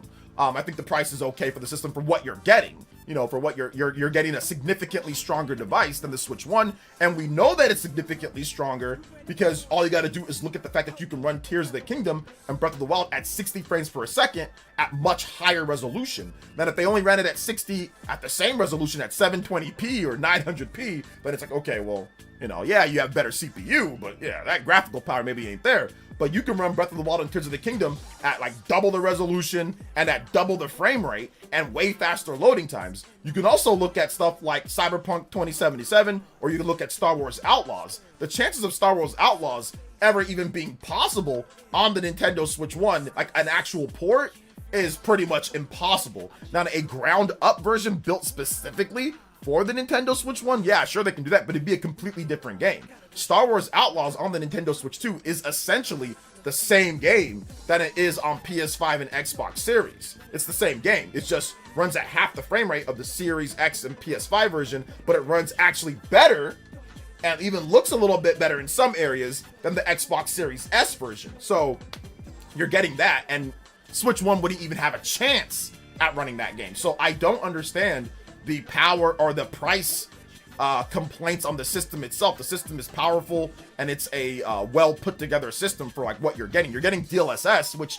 that right there is worth, in my opinion, is worth so much. The DLSS in the system is fantastic. It really is great technology, much better than FSR or whatever the hell other systems are using. DLSS is much better, which Digital Foundry and, you know, Bob Wolfden, who's a big portable PC guy, that's a handheld guy, he's pretty much said it's not just fanboy, whatever me, I'm biased. No, that's what people that are actually, you know, reviewing all these portable PCs are saying, you know? So yeah. Let's see here. People are already comparing year two of Switch 2 to Wii U's year 2, even though we haven't got to 2026 yet. Year 2 of Wii U's year 2. Year 2. What was year 2 of Wii U? Wii U year 2. Well, I mean, the problem with Wii U year 2 is that Wii U came out in November, and I think it came out in December in Japan. So I mean, it really did. I mean, okay. Oh, you mean like, sorry, you mean 2014. That's what you mean. You mean that year. Okay, that year, not the calendar year, but the following year. Okay, yeah. Gotcha. So the real year 2. Okay, so 2014. Yeah, exactly. Like that's a good compare. Like right now, in terms of the games announced that you can play on your Switch 2 exclusive from Nintendo, we got, I think, 10 games right now. So that's already pretty good, and before we even got into the first Nintendo Direct of next year, you know. Just got the, okay. Hey, what's up, Ian? Ian says, sup, OJ, just got a Switch 2, loving it so far. I'm just disappointed with the battery life. I find the battery dies quick, and I have brightness and sound turned down. Is that normal? No, it's not normal. So here's what you need to do, Ian. What you need to do is that you need to train your battery up. You might have a launch unit, and the problem with the launch units, or some of the units, was that they were sitting in warehouses for forever. Nintendo was stockpiling them. They were sitting in warehouses for forever. So the battery is just untrained. So what you need to do is that you need to turn on the system, obviously, set up everything. You need to play it to depletion in portable mode. Play it all the way to depletion in portable mode. And then you need to do that again. Now, what I would also say to do is you need to go to YouTube and look up how to, Nintendo Prime made a video on this, like how to properly train your Switch 2 battery. So just look up that on Nintendo Prime's channel. Even if you tweet him on Twitter, he'll probably respond. If you tag him, he'll respond to you. I'll try to find it though. But Prime made a good video what you need to do to kind of train your battery. And then it might be a display issue where, like I said, that it just displays it incorrectly. And there's ways to fix that as well. Nintendo also put in that. So that might be the reason why I had to do that with my Switch 2. And after that, it actually got to the 2 hours that it gets for certain games, you know, for like the biggest games. So yeah, so that's not normal. So you have to train your battery a little bit. But just look up, there's tutorials online on how to do it. It's not too hard. Let's see here. What's up, OJ? I just gotta switch. Okay, I already read that. Yeah, putting the same grifting videos on one gaming company will grow old real quick. Audience will move on and watching something else, especially after they discover the misinformation line. Exactly. That's what's happening right now. Everyone's seen that this dude's just a grifter, that this dude is just full of it. He sat there and told everybody that nobody's buying this system, that it's sold bad, that it's selling terrible. He sat there and told everybody that, and then it came out and it's the fastest selling system of all time. You know, so like, and it's gonna sell really good during the holiday. Like it's gonna sell good. We see the numbers in Japan. After Pokemon Legends ZA came out, 201K in Japan, which by the way, he didn't talk about that 201K. I wonder why. Why didn't they mention that 201K? Okay. Anyway, outside of that, by the way, I just want to point out that's the highest total that Nintendo's had since the Switch 2 launch in Japan. And that's also factually the highest total that Nintendo's had for the Switch 1 era for the first week of a Pokemon game, the release of that week. That's the highest total they've ever had in Japan. More than Pokemon Scarlet and Violet, more than Pokemon Sword and Shield, more than Pokemon Let's Go Pikachu and Eevee, more than Pokemon Legends Arceus. That is the highest singular total for the week of a Pokemon release in the Switch 1/Switch 2 era. I just want to put that out there because it seems like people didn't want to talk about that. But anyway, that's factual information. I went and looked it up if you watch my video on it. Because I give you guys facts. I don't give you guys nonsense and grifting and European retailer stock sales and pictures from fans saying, look, there's a lot of Switch 2, so that means nobody's buying it. I don't do all that. We do facts around here. We're not grifting. Okay? We don't grift. Okay? You can like what you like. You can dislike what you dislike, but don't lie. Okay? So that's all factual information that I'm giving you. Go look it up. Switch 2 Pokemon Legends ZA had the highest total of any Pokemon release the first week of release. Highest total for the release of a Pokemon game in the Switch 1 era. Yes, higher than Scarlet and Violet, like I said. Quote it. Higher than Scarlet and Violet. Higher than Sword and Shield. Higher than Legends Arceus. Higher than Pokemon Let's Go Pikachu and Eevee. Pokemon ZA with the Switch 2. So I just want to make sure that I put that out there because that's factual. Okay? Another thing, which by the way, nobody talked about that. The Grifters didn't mention that. Why not? Why didn't they mention that? Seems like they forgot all of a sudden. Let's just skip it. But they were completely fine making slow week in Japan sales this week. If it wasn't slow that week, well, why don't you talk about it? Oh, doesn't fit the grift. Doesn't fit the grift. Anyway, let's discuss since then. 60K, 70K, 80K, 90K. Since Pokemon Legends. 60, 70, 80, 90, steadily rising up, more and more stock getting sent there. It's going to be big in Japan for the holiday. November is when it really turns up. November and December are going to be big. So yeah. Yeah. Gabe with the 3. Well, look who's streaming today. How do you feel about them apples? With the popularity of the Steam washing machine and the slightly awkward-looking Steam controller, we're going to eat Nintendo's lunch like the time we launched the Steam Deck. Oh, the Steam Deck. Yeah, the Steam Deck it's a good device. It's a good device. It's doing very well. Especially if you compare it to the Sega Game Gear, or if you compare it to the Virtual Boy. I think it's somewhere in between there. Shout out to Gabe Newell. I think it's somewhere in between the Virtual Boy and the Sega Game Gear in sales. I think it's not doing too bad. You know, somewhere in between there. Yeah. Let's see here. Let's see. The thing about people lying about the truth eventually comes out and people will see the truth with their own eyes. Yup, exactly, man. Exactly. Steam controller looks great. I do not like the look of the Steam controller. That tall trackpad, that weird oblong trackpad. I bet it's probably comfortable, but I'll pass, man. I think I'll pass on that Steam controller. I bought the original, the other Steam controller, and I hated it. I did buy the original Steam controller though, and I actually hated that controller. So I think I'm gonna pass on this new Steam controller as well. I don't like trackpads. I know that you need them for some PC games, but I don't like trackpads. I don't want two big old trackpads on my controller. When I play a console, I'm playing a console game, which no console games need trackpads like that. So I don't want to have to worry about that. I mean, I'm pretty sure the Steam controller is going to be comfortable, though. I'm pretty sure it's going to be comfortable, you know. Let's see, the Steam controller looks... I think it looks terrible. I don't think it looks that great myself, but, you know, it is what it is. There's some market for this. There's going to be some people that like it, you know. So yeah. Give me 1 second here. See. We never watched the trailer though. So let's check out the Steam Machine trailer. Oh, it's 6 minutes. Hey everyone, this is Steam Deck. Steam Deck is our powerful port. Hey everyone. We're also really close. I think we're at 82. So shout out to the combo boys. 18 combos away. We out here.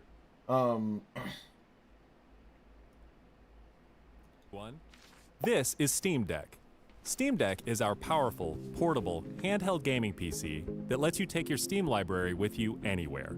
We're pretty proud of it. People who own Steam Decks have been playing everywhere, and we couldn't be happier with the response we've heard from all of you. We're excited to talk about the future of Steam Deck, but not today, because this isn't a video about the future of Steam Deck.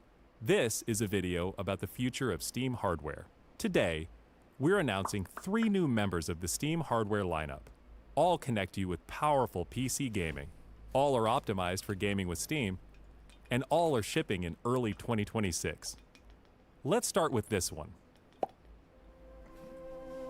I agree with that, Iron. Iron is dead. I agree with that.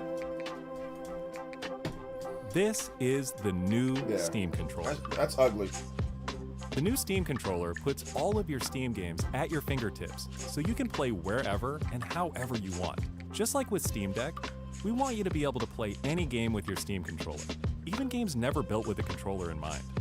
It has all the great features from Steam Deck, like trackpads, gyro, and back buttons, all in a comfortable form factor. Its next-generation magnetic thumbsticks let you play with improved responsiveness and longevity.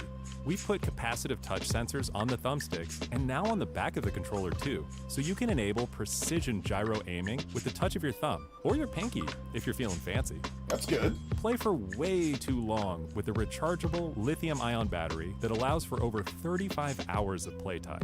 With Steam Controller, we want to make charging and wireless pairing something that's actually easy. That's why we created the Puck. It's a bit lower than the Switch 2 Pro controller, but it's definitely better than the PS5 controller. PS5 controller is terrible in comparison. So I'll give him the 35 hours. I like that, you know? Puck is a combination wireless adapter and magnetic charger included with every Steam controller. Snap it on to charge.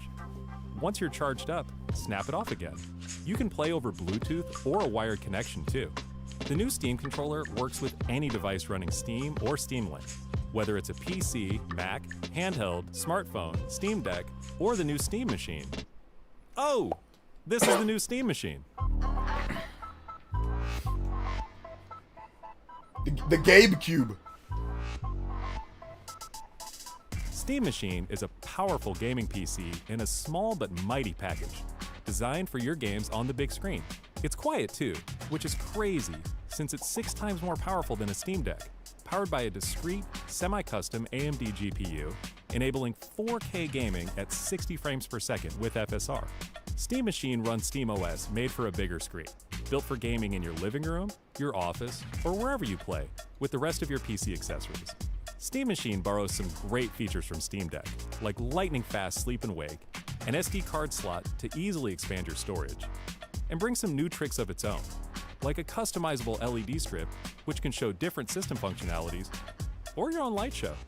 I like Steam that. Machine is a PC, so run whatever software you want, and it works with all your favorite desktop and gaming accessories. Steam Machine is designed to work hand in hand with the Steam controller, with the low latency, wireless connectivity of the Steam controller puck built right in. And it's great for streaming your games to your phone, tablet, laptop, Steam Deck, or Steam Frame. Oh, yep, this is Steam Frame.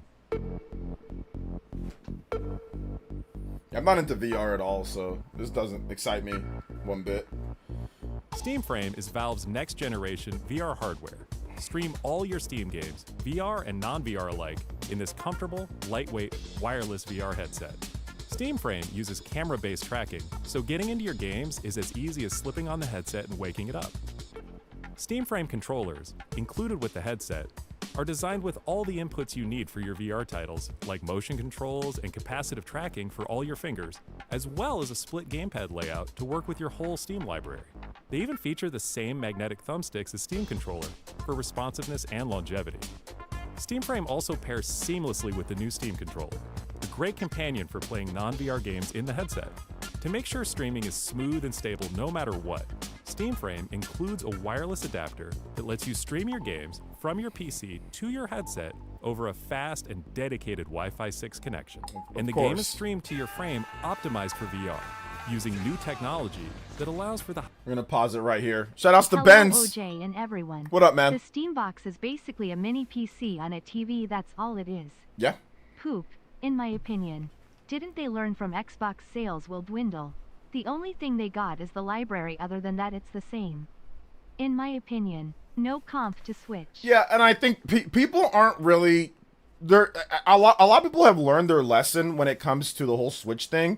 You know, if this came out before the Switch 2, record-breaking sales and all that, I think people would have tried to put it as this is going to kill it or whatever, or this can help kill it. But now that we have the record-breaking sales of the Switch 2, and obviously people learned from their first mistake from the Steam Deck, not doing that, I think people are not being, crazy about it, you know?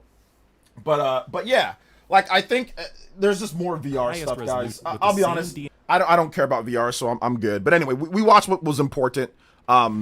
Big love to Ben's 310 and Paul Gale. Thank you for the 51 months as well. I appreciate that. But let's go over some more stuff with this, especially if you came later. I want to go over more with the whole Steam Machine thing. Thank you for the $3. Shout outs to, I think that was J2 Blue. Big love. And shout outs to, I think that was J2 Blue because he likes to troll like that. And shout outs to Benz, man. 93 on the combo board. We are definitely going further beyond, baby. We are 7 combos away from that overclock. Yo, let's go, the limit break. So yeah, man, it's good stuff though. Good stuff overall.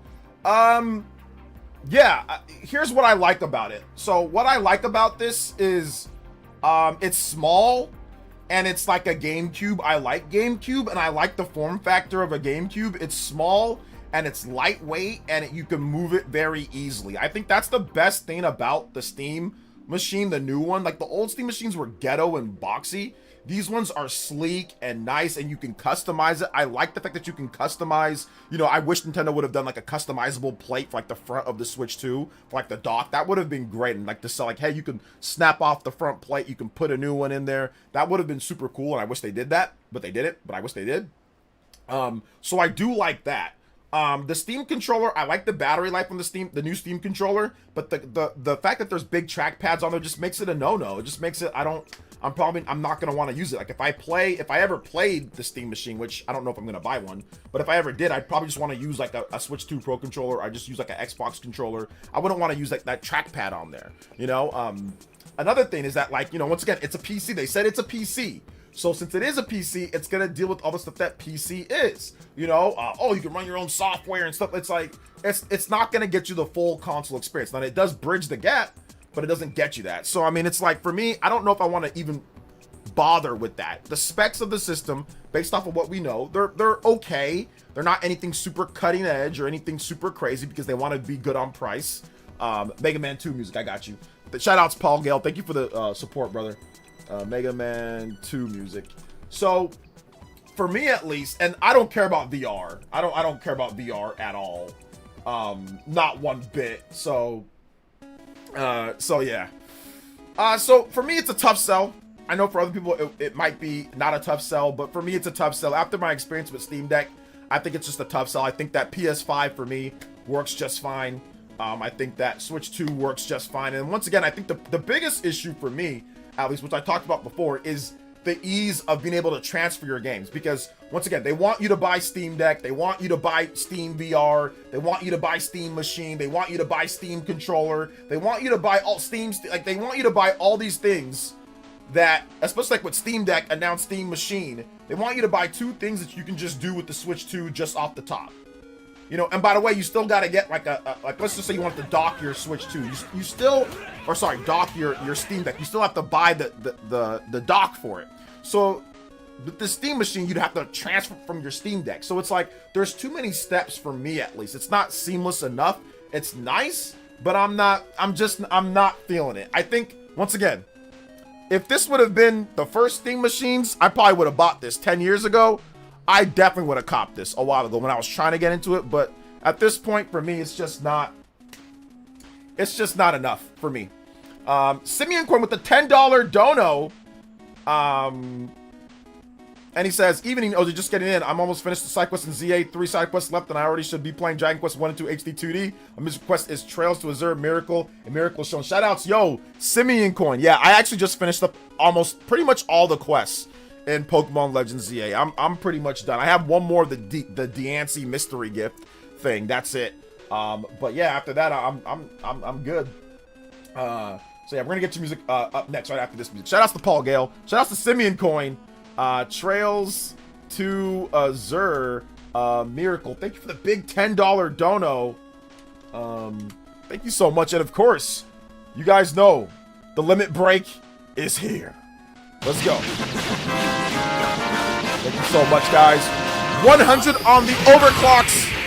We have got their platinum streak 64 unlocked. Nintendo 64. Let's go. Still have the marathon stream coming up. Thank you guys for your support like always. Platinum and a half still on the table for tonight. Steam Deck can't even play Star Wars Outlaws. It can't really. Well, it can play it, but just not very well.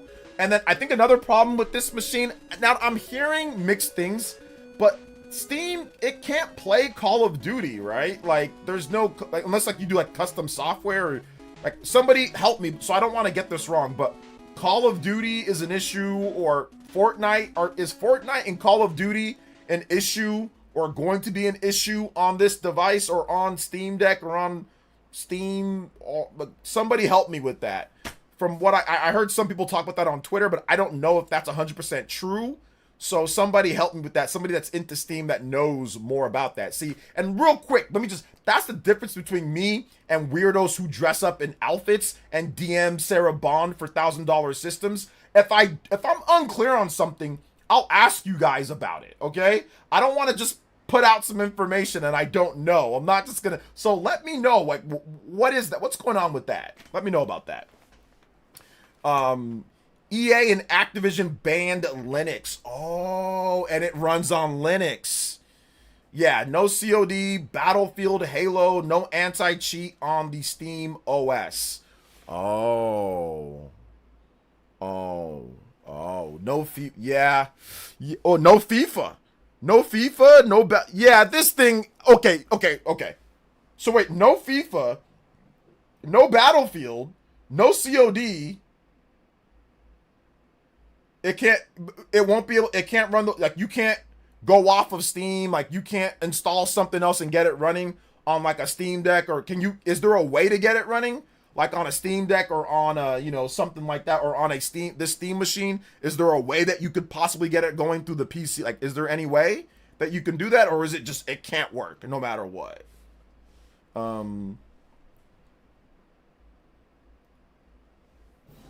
This machine can probably can't do that. It needs a SSD with expandable storage, unless you install Windows. Okay, so you can install Windows, and then you can play those. That's why I can never be a console killer. These are top-selling console games. No COD, no FIFA, no Battlefield, no Fortnite, no Valorant, no Apex, no Arc Raid. Oh, no Arc Raiders either? You need to bypass using Windows. You would have to install Windows.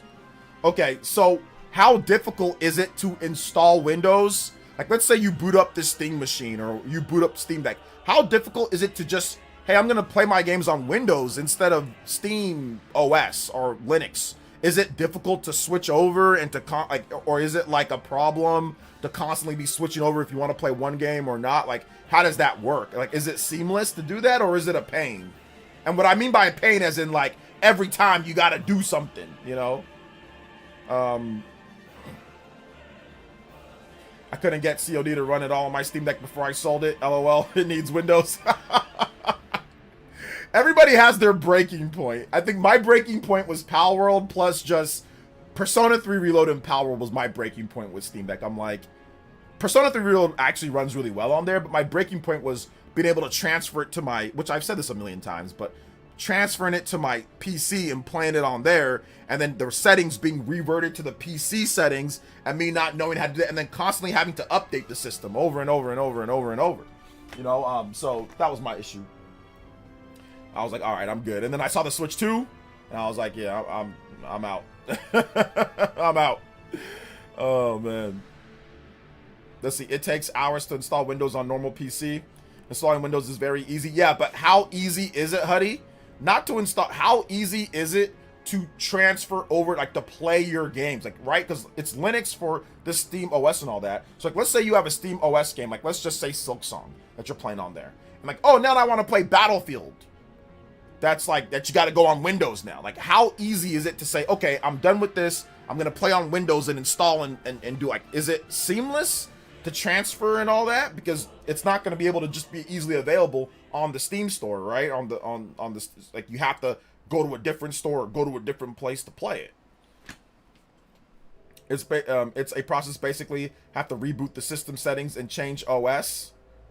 Would they even have the drivers for Windows on Steam machines? Since it's a semi-custom. There's no telling how easy or hard it will be until we get access to the machine. Okay, yeah.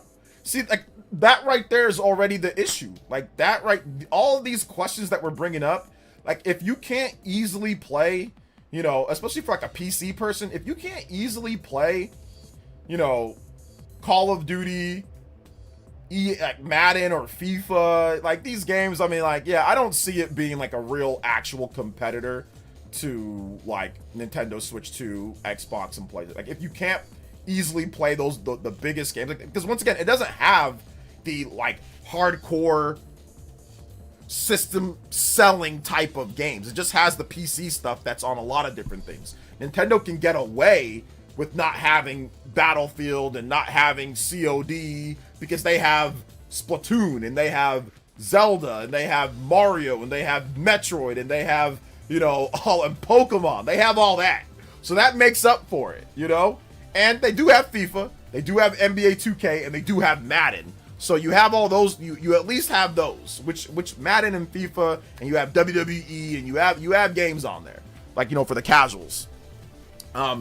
And that you can play anywhere that you want too, so that's great, right? So I think that without those ones, that's gonna be tough, but we'll see. Let's see. It's a simple reboot to Switch OS if you have a dual boot enabled. Yeah, that's not simple enough. You gotta reboot the system. You gotta reboot, like, you gotta get out and you gotta reboot your whole, like, you can't just select like a game, like, oh, I'm gonna go to the home, boom, click the game, and then it plays. You gotta like reboot the whole system. Like, if you gotta reboot the whole thing and like to get to the next thing, yeah, that's not seamless, and that's gonna be a pain, and people rather just play it on their Xbox or PlayStation or something else, or just play it on your PC. Just play it on your PC that you already have, right? Because like on PC, all you gotta do, like, I can run Steam on my PC, right? And I boot up Steam. Like, okay, fine. This Battlefield's not on Steam. Okay, I just click out of Steam, boom, I have it right there on my desktop, boom, I can just run my Battlefield or run my whatever game it is. Like, I don't gotta reboot or dual boot or monkey boot or big boot, you know, or anything else. I just gotta just play it, you know? So yeah, like, if it's a seamless process where it's just boom, I get out of the Steam and I click on this thing and it works, then I'm saying, okay, that's fine. But if you gotta reboot things and reset up stuff, like, nah. But again, I would not recommend dual boot unless you're into all that. I'd view it as a single player focused console like PC. Okay. Yeah, I think it'll work for that. I think it's gonna, and all the games that they showed were mainly single player or local co-op games. You know, they weren't like big multiplayer games and all that, you know, so that makes sense. I think this thing is built for, like, yeah, I think it's built for that. I don't think they're looking to aim to sell 20 million, 30 million, 40 million systems. I think they're just trying to sell a few million of these things and just get more places where people can play Steam, you know, and just kind of get into more households in that way. So I think that's what they're doing. And also squeeze their own audience too. I mean, squeeze the audience that are into Steam. So there's also that. It definitely seems better than the Ouya. But I remember there was a lot of hype around the Ouya. There was a ton of hype around the Ouya. Like, a lot of hype around the Ouya. So yeah. Steady riding through a panic attack. Hey, just relax and calm down, all right, Muck Bro? I've been there before. Just breathe in, breathe out, drink some water, and relax, okay?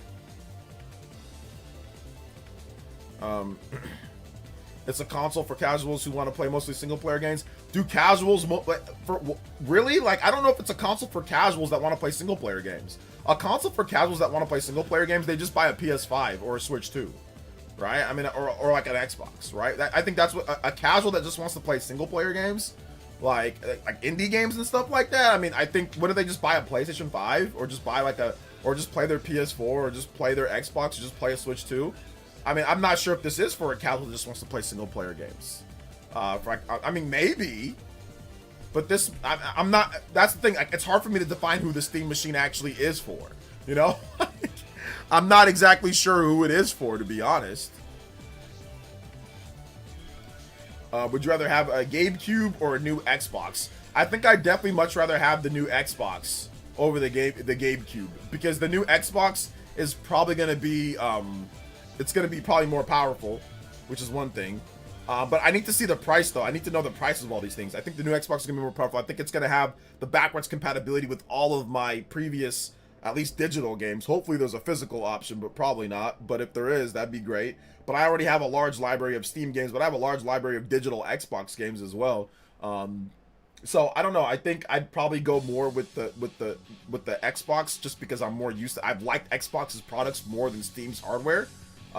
Over the years, like I love the original OG Xbox, the 360, even though it exploded on you, but it was still good. I don't really like the Xbox One, I'll be honest.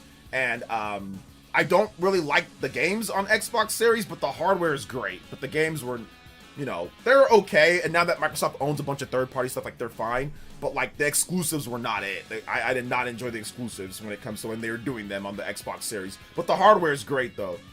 So I mean, I trust Microsoft a bit more with, you know, what I usually like to play. But yeah.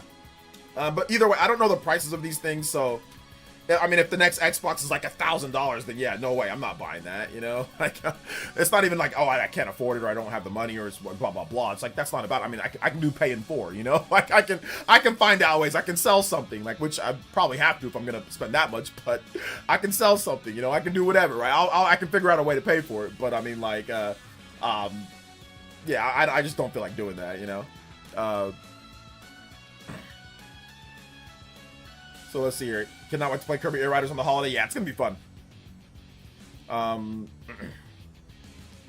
So it seems like an entry-level PC potential transition from from console to PC. Yeah, maybe. Yeah, I mean, most people will just buy a console. GameCube will be niche. There is an audience. Is certainly more appealing than the PS5 and Xbox Series X. Is it though? Oh, more appealing to you. I thought you were just saying more appealing overall. Gyro aiming and maps for most of any game. Free Monster Hunter Online. Yeah, that's true. That's true. Yeah, I can see how for some people it can be more appealing maybe than like Xbox or PS5. I don't know. I mean, I have a PS5 Pro, and that's a powerful, strong system that plays everything really good. And, you know, yeah, the thing about it is that, yeah, the online's too expensive for PS5 and Xbox. I mean, the online's a minimum of like, what, $80 for PS5 and Xbox Series, which, you know, Switch 2 and PC are much cheaper. PC's free. Switch 2's $20 a year. So, I mean, Switch 2 is like a dollar something a month. So, I don't know, man. But, yeah. Obviously, Switch 2 doesn't have as many online things as other systems, so, and games. So, yeah. Let's see. If they wanted to sell this thing, they would need to come out and say Half-Life 3 exclusive to it. That would require them to get off their butt and make the game again, though. I mean, people say that Half-Life 3 is a thing, but who knows? I mean, if Half-Life 3 came exclusive to it, that would be a system seller. People would definitely go out there and buy it for that. But I don't think they're trying to do that. Obviously, they're not trying to do that. So, Xbox has way more features than PS. Yeah, no exclusives. I mean, they both have a lot of features, but yeah, Xbox has some pretty good features. You know, smart delivery is good, and also quick resume is good too. SteamOS is a lot more optimized than Windows, but this is, in my opinion, the same demographic as the Steam Deck. Yeah, from my experience with, I guess, Steam Deck compared to Windows, yeah, Steam Deck definitely seems more optimized and better, but like I said, I'm not sure about either one of them. I think it's like 20 to 30% cheaper than a gaming PC. Steam Machine will do okay, but first impression is it's closer to specialized pre-built PC than it is to a console. Yeah, that's what I heard some people saying too, you know. Didn't you like Crackdown 3 back in the day? Oh, JK. Power of the cloud, baby. Crackdown. No, I played the original Crackdown on the Xbox 360. I remember I rented it back when I first got my 360, and I rented Crackdown, and I was like, yeah, this game sucks. Even though it's actually a good game. It was more me than the game itself. But I did not like it. But yeah, I played the original Crackdown, and I was like, yeah, I don't like this game at all. Like, I mean, there was some okay things, but I wasn't feeling it. But yeah, I rented it, and I was like, yeah, I'm good. I am good. 8 gigabytes of VRAM is pretty tough. How do I find out how much VRAM I have in my PC? Because people were talking about like VRAM. So how do I see that? On mine, what's the command for that? I don't know how much VRAM I have. People were saying 8 gigabytes of VRAM is terrible. It's the worst thing ever. I'm like, okay, well, how much do I don't even know how much I have. The port is with the $5 donor says, should I sell my Steam Deck to my girlfriend at MSRP to buy a Steam machine? Just asking for a friend. I can't play this track. These guys, Atlas, are the people that compose this. They are cracking down on music. I've got to spend, you know, a lot of time scrubbing Atlas music and JRPG music from my streams because they are cracking down on all of that. Deport, thank you for the $5 dono. I appreciate that. And yes, you should absolutely sell your Steam Deck full price MSRP to your girlfriend and throw in a couple Steam cards in there or something, or like Steam stickers or something like that, and you'll definitely get it. Looking at your GPU, yeah. What's the command for all that? Yeah, I have a 3080. Is it a 3080 Super? I forgot exactly what I have. I'll be honest. I don't remember exactly how much, like the specifications of my card are. So, hold up. Give me 1 second here. And yeah, so I don't remember. You have like 24 or something. Oh, damn. I have like 24. This thing only has 8. I bought my PC like 3 years ago. Man, yeah, that's not enough, right? I like when people are saying the VRAM's not enough. The VRAM's not enough. I'm like, well, how much VRAM do you need? 8 sounds like a lot, but I guess 8's not very good, huh? 3080 has 10 gigabytes of VRAM. Okay, you probably have 12. I've heard like 3080 should have 10. Okay, so I have 2 more. Okay, so not 24. That's too much, Spark. I have 10 to 12, somewhere in that range. I guess maybe if I have like a 3080 Super compared to like a 3080 or whatever, 12 gigabytes is manageable for modern gaming. 8 is minuscule for longevity. 8 is not a lot. 8 is not good. 8 is meh. Okay, hold up. Give me a second here, guys. Hold up. I think I can actually pull up my specs on this NVIDIA thing that I have. All right, hold up. Let me see here. Yeah, I'm trying to see if I can find it.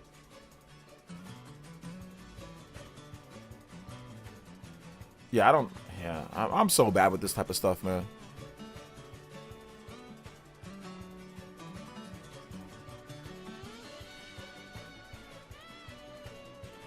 Yeah, actually, no, I can't. I can't find it. Yeah, never mind. I can't find it. One of these days, I'll find it, though. There is no 3080 Super. Get your facts straight, bucko. Oh, there is no 3080 Super? Okay, my bad, then. My bad. I didn't know. Like I said, I forgot. I bought this like 3 years ago. I forgot what card I got. I think I got a 3080. Just not a Super then. I don't, like I said, I never claimed like I knew exactly everything. I'm just saying. I just bought a pre-built. I put what I wanted in there. You know, I'm like, okay, I can afford this. And I was like, all right, and I put it in there. I got it at the price that I wanted, and then I bought it. So, Task Manager. Then look at the GPU performance. All right, let's do that. Task Manager.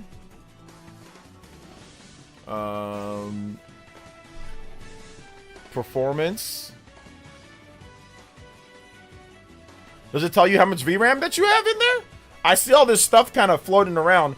It says AMD Ryzen 7 5800 X8 core processor. I guess that's my processor, right? Cool.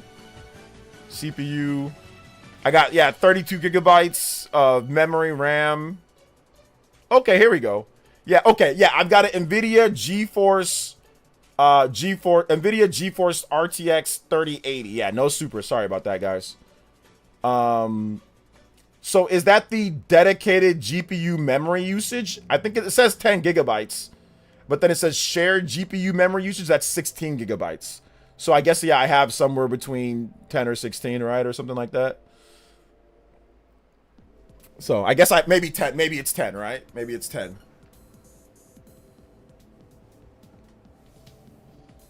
Yeah, 10 gigabytes of VRAM. Okay.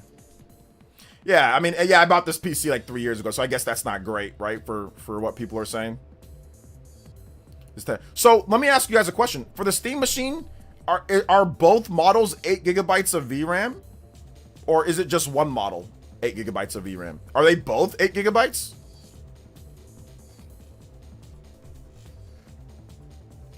Wow, you have the same PC as me. I have 64 gigabytes of VRAM.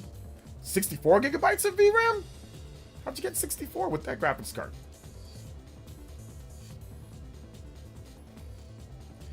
Great card, even 5 years later, 1440p. Okay. Yeah, I haven't played a lot of PC games recently, so I haven't done benchmarking and testing in terms of stuff. I got frustrated playing Black Myth Wukong and bought it on PS5. I got tired of benchmarking and trying to play that game on PC, even though it works just fine, but I got tired of it and just bought the PS5 version. And then I also stopped playing that because it was boring. So, yeah. So, I'm never playing another Souls game outside. I'll try the Dust Bloods, but yeah, I'm done with buying Souls games for the most part. Shoutouts to Deportes Slim with the $5 dono. Says OJ plays around, but secretly had a pre-Ozempic Gaben poster in his room above his bed. That's true, I did. I did have that. You know what? I'm gonna like that both. I'm gonna do a double love and a like. 113 on the combo board. Let's go. We're very close. We're getting closer to a platinum and a half on the platinum streak. Let's go, man. That does get us 113. 40 combos away. 37 combos away. Let's go. Your PC is better than the Steam machine. Yeah. But it was also, it's probably going to be, I mean, my PC was way more expensive than a Steam machine too. I think I spent $1,500 or more on this PC. So, yeah. So, yeah, well, definitely at the time, it was a near top of the line PC. So, and to be honest, I didn't really need it for video games. I didn't buy it for video games. I bought it to stream, and it streams perfect. Like, even the previous PC that I had streamed perfect. It just, the unfortunate part is that I updated to Windows 11. I think I had a 2080. I had a 2080, and that PC for the most part was okay, and it streamed just fine. But the problem was that I updated to Windows 11, and it made the PC just shut down randomly at times. That's why I hate PC, just randomly shut down. Let's see, your PC is still really soft for gaming, OJ. Yeah, I mean, I bet that it is. I said I don't play anything. I did play Helldivers on it, and yeah, it ran Helldivers perfect. Yeah, it ran it so good when I played, but yeah, like it's I haven't played anything on it recently. Outside of like Hades 2, I think that's the last time that I played anything on it, and that Hades 2 runs good on my potato. So I have a 2080 Ti, 12 gigabytes. Oh, well, that's still not bad though. You can still play a lot of games like at what, 1080p, right? Excuse me. Okay, what's up, Shaw X? Going from Switch 2 Pro Controller to PS5 DualSense Edge is adjustment. Struggling with Ninja Gaiden 4 at the moment. Yeah, shoutouts. Look forward to Kirby Air Riders game next week. Hard to believe. That's crazy that it's coming out next week because I haven't even really got into Hyrule Warriors Age of Imprisonment and it's already coming out next week. But yeah, we got to play it. So I got my Switch 2 set up right here. I got my multiplayer Switch 2 right here, ready to go. So we're going to have no issues at all whatsoever. Yo, Justin with the $3 dono. Let's go. 8 GB VRAM is fine for 108 OP gaming, but they are saying 4K and nowadays 10 to 12 GB is really needed for 4K 60. Yeah, I think most PC players don't even play games at 4K 60 though. The most popular resolution is like 1440p or something, or 1080p or 1440p. So most people don't even play games at 4K on like Valve or whatever, or like on Steam. So yeah, I don't really think that they're going to be too worried about, you know, not being able to hit 4K 60. Let's see here. Look for but yeah, shout out to 91 Gamer Boy. At the time you bought the PC, it was hard to even get nice video card due to crypto. Yeah, but the thing about it was that you couldn't buy them individually. They were overpriced. But if you bought a pre-built, you can get it for a decent price. So if you bought the whole PC with it, it was okay. But yeah, if you were just trying to buy the card itself, yeah, that was a problem. But buying a whole PC, like a pre-built, it was fine. You would get it at a decent price. You have a 4060 and it's trash? Wait, how's a 4060 trash? Yeah, I'm staying on Windows 10 too. I've been on. I ain't doing nothing. I'm staying on Windows 10. Thank you, Justin, for the 3. If you want some music, Justin, let me know and I got you. Actually, let's play Fountain of Dreams. Or actually, no, I think you like this song. This Zinnia or whatever. Last great OS is Windows 7. Yeah. 3080 can easily do 4K with fake frames and frame resolution when using DLSS. Yeah, I bet. I haven't even tried all that though, to be honest. Most people can't afford a system that can play 4K, at least 4K 60. 4060 isn't trash, but it's pretty good GPU. Yeah, I don't know why saying 4060 is trash. I mean, I don't think a 3080 is trash. I think even to a degree, I mean, you can go with the 2080 and still be okay with a lot of games. Obviously not the highest spec games, but my 3080, I mean, it pretty much handles anything that I've thrown at it since, you know, whenever I did try to play. Like I put, you know, Grand Blue. I put, what else did I put on there? I put Helldivers. Pretty much plays everything that I mean, anything that I wanted to play on there. How's a 3080 better than a 4060? What's going on there? I have a 5070 Ti, but I play my Switch 2 more than PC games. Why do you have a 5070 Ti? What happened? Like, what PC stuff do you play? You know, that made you want to go out there and get that high of a PC, like high level of a PC graphics card. Yeah, 2080 can play pretty much every single game today. Yeah. I mean, my 2080 played pretty much everything at the time. I still have it. I actually still have that. It's just, I need to go to a PC shop. I need to, like, it's just not working properly. I have a 2080 Ti and I can crush any game, 1080p 60 high settings, many at 4K. Yeah. I mean, like, definitely, like, a lot of games, obviously. Like, not every game uses, like, the highest of specs and will bog everything down, you know? Yeah, I was playing Ninja Gaiden 2 Black. Had to play it in 1440p. I don't think your graphics card is trash though, man. I think it's pretty good.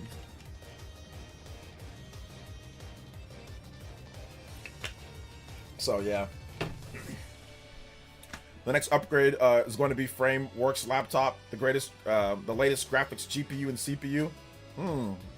Yeah, I'm in the market for a laptop, but I'm not in the market for a gaming laptop. I'm just in the market for a editing laptop. So I'm gonna try to get one for Black Friday / Cyber Monday. I'm gonna try to see if I can find some, like, a good deal on, like, a editing, like, laptop that I can just, like, whenever I travel or whenever, like, if I go to my mom's house or if I want to just, like, work in, like, the living room, or I don't know, if I want to work in the garage, like, I want to build something in the garage, and maybe sometimes, like, I just want to go out there and work, you know. I'm trying to see if I can get a laptop for that. I saw a lot of pretty good laptops at Walmart that, you know, would be okay for my editing. Nothing too super crazy. No, you know, just okay editing, like basic, you know, news video editing and stuff like that, and even like basic streaming. So I thought about it. I'm looking at a couple different things. Let's see here. Get a MacBook. Keep an eye on the Best Buy deals. You know, I'm not a big fan of Mac, but I have seen that people say that Macs are really good, but I'm just not a big fan of Mac. You know. Still waiting for the DLC for Mario Kart World. There's not going to be any DLC this year. It's probably going to be next year for DLC for Mario Kart World. Probably at a Nintendo Direct in March or June. We'll probably see something like that. All right, let's see if we can get this next thing right here, guys. Let's get this Kirby and the Forgotten Land. Kirby and the Forgotten. Oh no, not Kirby and the Forgotten. Kirby Air Riders. Air Riders.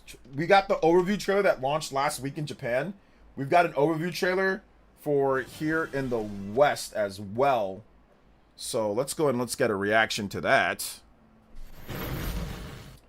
All right. All right, guys. Today we're taking a look at the Kirby Air Riders overview trailer for the Nintendo Switch 2. I know we've already seen too much of this game, so I'm not going to sit here and act like we haven't seen a lot of this game, because we have, but whatever. Why not? Sorry about my green screen freaking out as well, too. Like, the red causes it to freak out. So, okay. Let's go. 7 minute... Oh, if you haven't had enough of Kirby Air Riders, have some more.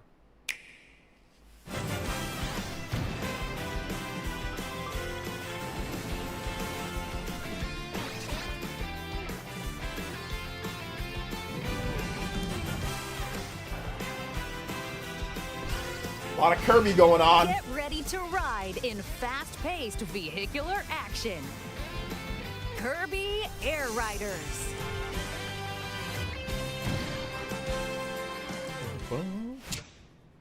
Riding basics. The machines you ride move forward automatically without needing to press a button. No buttons. Move the left stick left and right to turn, and press and hold the boost charge button to brake and charge at the same time. Drift sideways, then release the button to blast forward. I'm gonna pause it a couple times on some stuff. I love that about the about the game. I think that's one of my favorite aspects of the game is the boost charge. That mechanic just feels great to do. I like it more than the snaking mechanic in Mario Kart. I like it more than a lot of boost mechanics. That to me feels great. It feels flush. It feels powerful, and I like the turning with it. So that's a good mechanic. You can also fly using jump ramps. Land perfectly, and you'll get a speed boost. Nice little thing here. That's basically it. I still have to get used to it though. But I like that though. Kirby, King DDD, Meta Knight, and many other riders are here. Yeah. Each one has their own stats and abilities. Attack with copy abilities from enemies. Speed up. And use specials to get ahead of your rivals. In addition to the riders, the machines are also distinct in their own ways. Yeah. Enjoy a balanced ride with the Warp Star. Excel at flying with the Winged Star. Ride, stop, and repeat with the Swerve Star. Okay, that's gonna be weird to play. Tight corners with the Wheelie Bike. That might be the one that I want to use. Over rivals with the Battle Chariot. I want to use the wheelie bike. There's also a machine that can transform. Gundam, baby. Find your favorite machine and rider combo, then ride, fly, and battle. I think what I liked about the amount of characters in the machines, the customization and the abilities with how much you're going to have in this game is actually pretty wild. And I think that's what kind of separates itself a little bit from some of the other games out there, along with the battling in the game as well. But this game, there's just so much stuff to it. Like, to me, it's going to be like a casual banger where not something that I'm going to sit there and play, for a bazillion hours, but every now and then, bust it out, play. Obviously, local play if you have somebody to play with you. But online with you guys, I think that's going to be fun where we play City Trial, we play stuff like that. It's going to be like a multiplayer banger for me, at least. I'm not going to be playing it like 24/7 like I did with like Pokemon Legends or like I'm going to do with Hyrule Warriors or like the next big Mario. But it's going to be a game that you just kind of go back to every now and then or you play with your community, which is great. First up is Air Ride mode. 6 riders will compete for first place in this chaotic race. Ride through a breezy meadow. Like the stages. Turbulent waters. This stage is awesome. I love it. Deep, magical caves. That looks great too. A mountain at sunset. I want to use this guy. And other colorful courses. That Joe dude or whatever his name is. The next mode is Top Ride. Top Ride, yeah. We didn't get a chance to play this in the demo. 8 players can race while viewing the action from up top. These bite-sized courses are inspired by their Air Ride counterparts. Yeah. Finally, there's City Trial, set on a floating island. Up to 16 players can compete in this mode online. Ride around and power up your machine as much as you can within 5 minutes. You can also swap machines. Different field events might also happen. I need more time with this Do mode. well, and you could earn lots of power-ups. After the time is up, you can see how you've powered up your machine. Then Smash run. You'll pick a stadium and compete for first place. Stadium events focus on battling, speed, flying, and more. There are lots of stadiums, so pick one that leans into your machine's strengths and go all out. Air Ride, Top Ride, and City Trial can all be played online. Nice. You can also greet other players online in the paddock. This is good. Good social features. So, okay, so the thing that I want to say with those modes real quick, the fact that, one, you can play all of them online. One of the things that we've had with Sakurai's games in the past, especially Super Smash Brothers games, is that there'll be cool modes that they do for like local play, but those modes will not be playable online. Super Smash Brothers Ultimate was the biggest offender of this, where you'd have all these cool modes like stage morphing, you'd have squad strike, you'd have all these dope modes, and then they're like, well, you can't really play those online. It's like, well, wait a minute, why can't I play squad strike online? Wait a minute, why can't I do stage morphing online? Like, why can't I use all these cool things that made, that you added in? Like, so like, a lot of people don't even know that you can have stage morphing or squad strike. So I'm glad that they actually put in these modes, to have it that type of way. Yo, what's up, TH3? What's good, man? Shout outs. Good to see you here. Hopefully you've been doing okay. So yeah. Let's talk about Road Trip. Road Trip is a single-player adventure that contains elements from the other 3 modes. Choose your rider, then set off on a journey. Move left and right to swap lanes and pick a challenge. There are races, battles, and other challenges from the different game modes. You'll need to clear these in order to progress. Oh, man. There are also shops, rest areas, machines to obtain. I'm gonna play this. I'm gonna stream this. Serious encounters. I'm definitely gonna stream this. And plenty of other things you might come across. What will you find at the end of your journey?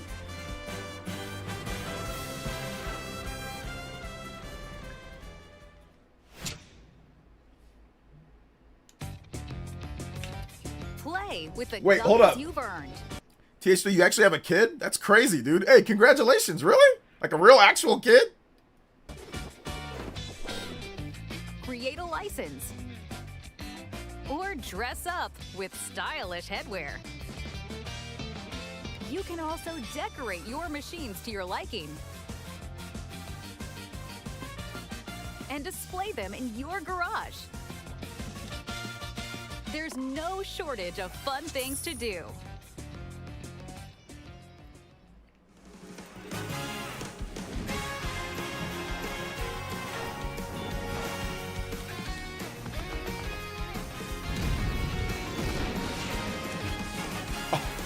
One of your students. Never mind.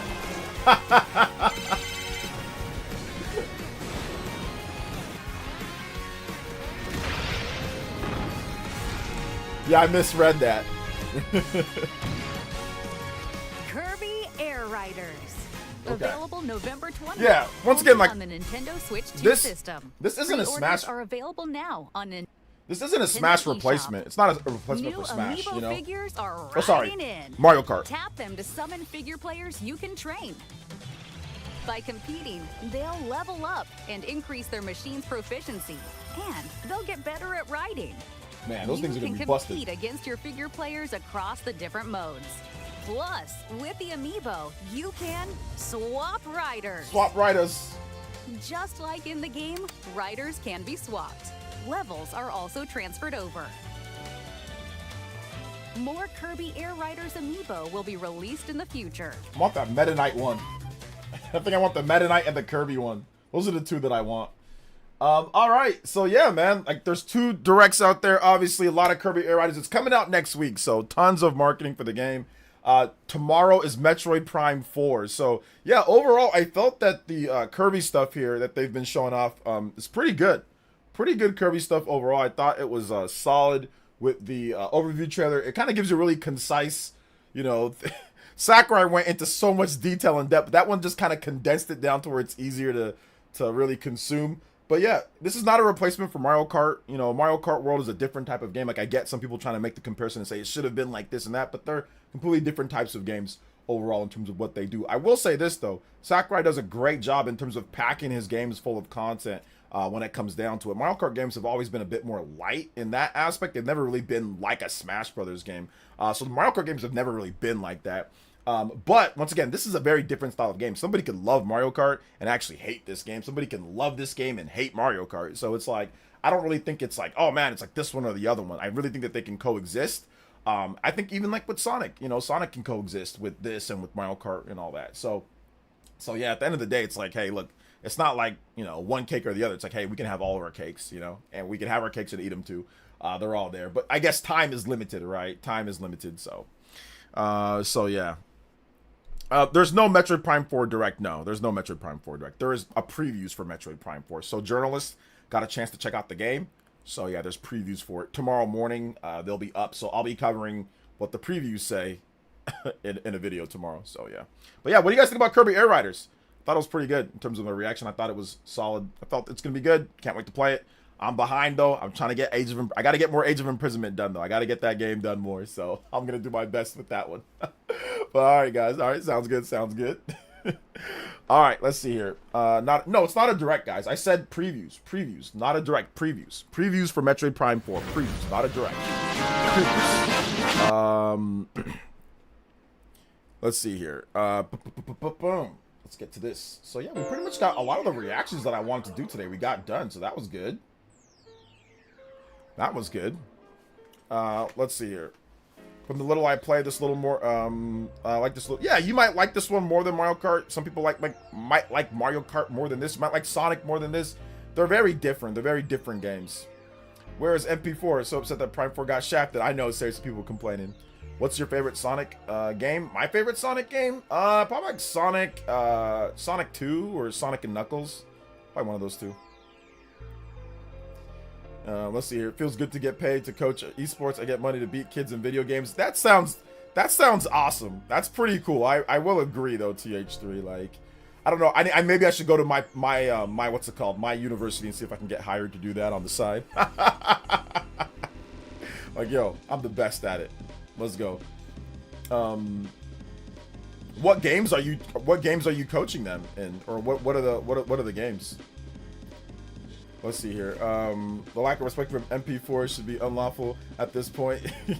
MP4 is going to be great. There's previews tomorrow, like I said, and you're going to start seeing a lot more. They're going to have an overview trailer, and they're probably going to have a launch trailer as well beforehand. So we're going to have previews. We're going to have a preview tomorrow. The following week, we're probably going to have, like I said, an overview trailer or a brand new trailer. And then they're going to have probably another, like a launch trailer for the game. So there's going to be a lot of stuff like in a condensed time. But just the only problem is that in about a month, we have 3 games in a month. So Hyrule Warriors Age of Imprisonment just came out. And then Kirby Air Riders. And then Metroid Prime 4. So we got 3 games in a very short amount of time. And then even if you go back to like Pokemon just came out October 16th. So that wasn't too long ago. That was about a month ago. 1, 2, 3, 4. Yeah, about a month ago. But then since then, we've had the 6th was Hyrule Warriors. 13th or 20th is Kirby. And then 2 weeks from now is the, or 2 weeks from next week is Metroid Prime 4. So it's going to be here, man. A lot of games in a short amount of time. And Metroid Prime, you don't want to spoil it. That's the problem. Like, you don't want to spoil Metroid Prime, so you have to be careful about what you show beforehand. And of course, you got to market your games that are coming out sooner before it. So there's a delicate balance, you know. Let's see, we did Rocket League and Smash. I mostly Smash, and we had a kid qualify for the state for the first time in our school's history for the program. Nice. Yeah. TH3 trained him up in Smash Brothers. Love to see that, man. See, look, the Elite Ninja Village and all the battles that we had here help get you ready to be the best coach that you can be. Did anyone get to play Kirby last weekend? I did. Felt amazing. I was surprised how different it felt from Mario Kart. Well, I mean, that's because, yeah, you probably never played Kirby Air Riders on the GameCube. But yeah, I made a video on it too as well. So check out my video if you want to hear like my full thoughts on the demo and my gameplay as well. So yeah. Let's see. Kirby Air Riders is fascinating because people are either loving it or turned off because of the chaos and complexity of the game, which is ironic considering Air Ride was deemed too simple. I don't think people are hating it because of the chaos of it. I just think that some people don't like City Trial, and they think that City Trial is the main mode in the game because that's the main mode that you can play online with people. But it's not. I mean, it is a main mode, but there's actual regular racing as well. There's the single player mode. There's the top ride mode. So I think some people are it's just one mode in a game. It is a main mode, but it's just one mode. I think people enjoy the controls, people enjoy the boosting, people enjoy the game. They think it's great. It's just some people were turned off by some of the craziness of just that one mode, and they thought that it was the only thing. But they didn't realize, like, I even saw Obi-Wan plays. He was like, oh yeah, where's just the regular racing? I'm like, oh, it's right there. And he's like, where? I didn't see it. I'm like, it's right there. It's not online, but they'll have that online where you can just like race, where you can just like race people. So that's in there as well, you know? So City Trial is the mode that made the game. I think the problem with City Trial for people was that you have 5 minutes that you do all this stuff and you do all like this crazy build up, and then like you can have an event and it lasts like 3 seconds. And I think that, and then it just boots you out of the screen. Like it just boots you back to the, okay, now redo it. So it's like, man, I did all of that just for this one event, and then it's done. And like it, so I think that was the issue that some people had with it, you know, was that it was too quick. You do all that for like such a quick event. So Ramsey with the subscription and Justin with the 3 as well. I remember for about a year plus I have been preaching Kirby Air Ride here, and finally people will get to see it. Also, City Trial is better with practice and the checklist. I agree. I think that having like the checklist with City Trial, having actually people that you play with, like having a community of people will be better than just playing against randos. So if you can get with our community and we can play it, like I think if we were all playing and we were all like, you know, in voice chat and like we were all being crazy, and I think it's going to be a blast. I think City Trial becomes significantly more fun. Just like if you were playing local 4-player City Trial at home on the GameCube, that was a blast. That was crazy. It was different. It was weird. I think playing like randomly with nobody else talking to you, nothing else, like you don't know who's there, just randomly running around an arena for 5 minutes and then doing an event for like a minute and then it's done. That doesn't really leave anything to be desired. But if you have some achievements or you have some things tied to it on top of playing with your friends, then of course maybe do it a bit more. I think it then becomes much more fun. But yeah, I felt the same way with City Trial because I'm not playing with people that I know. Like when I played City Trial back in the day, like I said, if you're playing with the homies back then and like racing around, like you can speak to them, you can say, oh man, you can talk smack, you can say, oh man, what are you doing, like what's going on here. It's a bit more chaotic, but it's a bit more fun. It's a social type of thing. But City Trial muted with no friends, with no checklist, with no achievements, with no anything, and then just booting you out after like a quick, you know, mini game afterwards, that's not as fun. So I think, like I said, once you get used to it in practice, I mean, you still might hate it. I mean, you still might hate it, and not everybody has people to play with. But if you have a community, I think City Trial works really good. Because like I said, I played it back in the day with friends, and it was great. It was crazy. It was great. It wasn't like it was like my favorite thing, but it was still fun.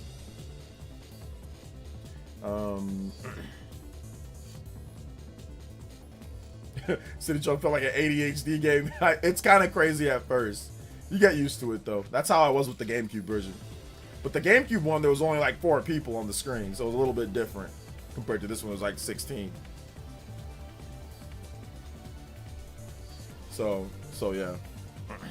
I mean, I'm not sure if City Trial will be the main thing for everybody. For some people, it will be, for like the purists, right? But I think for some people, they're gonna like the air ride mode, just like, or like the road trip mode.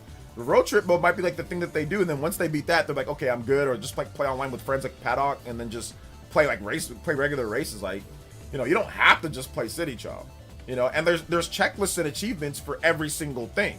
So like once again, if there was like no achievements for every single thing, like if they didn't actually flesh out the other modes with things to do and checklists, then yeah, I'd be like, uh-oh, we're in trouble here, because if you don't like City Trial, then this might be a bust. But they have checklists and modes and plenty of things to do and content and unlockables in all the modes, in top ride mode, in road trip mode, and everything. So you can still get a good experience even if you don't like City Trial, you know? So at least that's my opinion.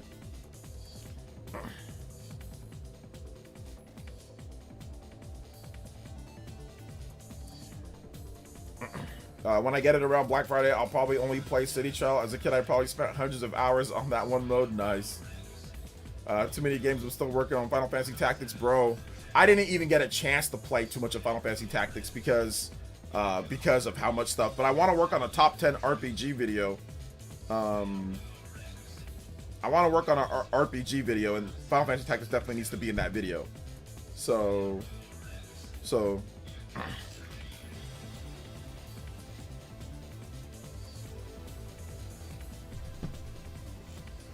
If I ever get Air Riders, most likely mainly do the racing. Yeah. Speaking of GameCube, when will we get the Kirby Air Rider NSO? I don't think they're gonna. Are they gonna put Kirby Air Rider on? Has that already been confirmed for the NSO? I don't know if that has been. They better never get. You should push them to do Kirby Air Riders for the esport, dude. You should push them for that. That'd be a dope esport to watch. I'd watch it. I'd watch it. Hey, TH3, is there any place we can watch your kid that made it to state in Smash? Is there anywhere that I can you DM me that or email me that, like where like the link to watch that or anything, if you don't mind?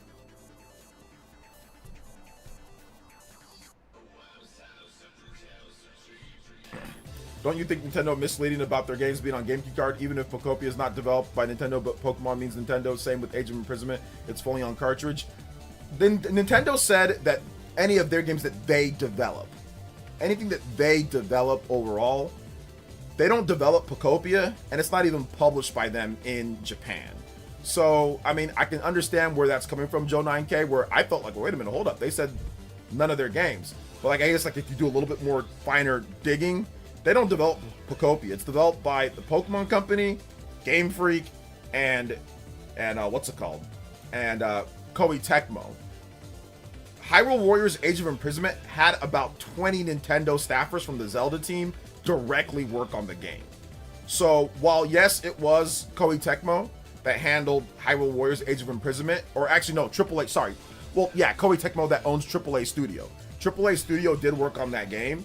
Nintendo had a pretty solid amount of developers that were writers, that were people that were actually working on that game from their staff, from the Zelda team. I don't think Popia has anybody from like the Mario team or anybody from like Zelda or anybody, like any of Nintendo's developers outside of liaisons, just like to check on things. I don't think there's any actual developers. So I think that's the difference there. But yes, I was a little bit confused, but then like when you start kind of doing a little bit more digging, you're like, okay, this game, yeah, Nintendo's doing the publishing arm on the US front, but in Japan, it's published by the Pokemon Company. It's Koei Tecmo. It's the Dragon Quest Builders people who made that, you know, that game for Square Enix. It's, you know, it's Game Freak. So it's not really a Nintendo developed game, you know? So I don't know whose decision that was overall. I'm guessing it was the Pokemon Company, Game Freak, or Pokemon Company. I'm guessing it was their decision. But I don't necessarily see it like after I said, at first I was right there with you, Joe 9K, where I was like, wait a minute, what's going on here? But then when I did a little bit of digging before I reacted, because I felt like making a video reacting, I did a little bit of digging, then I'm like, oh, okay, yeah, this is developed by Koei Tecmo, this is developed by, this is developed by Game Freak. It's not really a Nintendo developed game, you know? Nintendo's just handling the publishing here in the US. It's not even published by Nintendo, like I said, in other regions. Like Japan, Pokemon Company's publishing it, so yeah.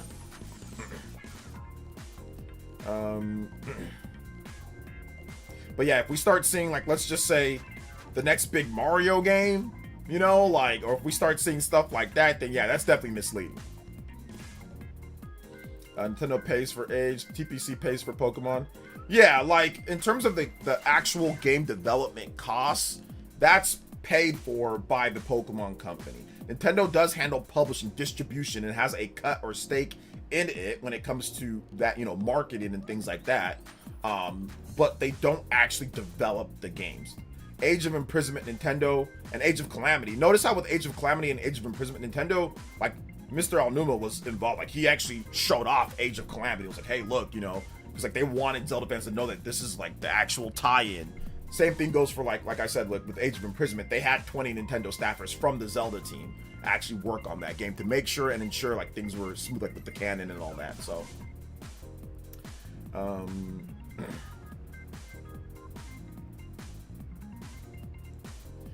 found it interesting that Nintendo is not selling physical on their My Nintendo store. What, of like a key card or what? Of what game?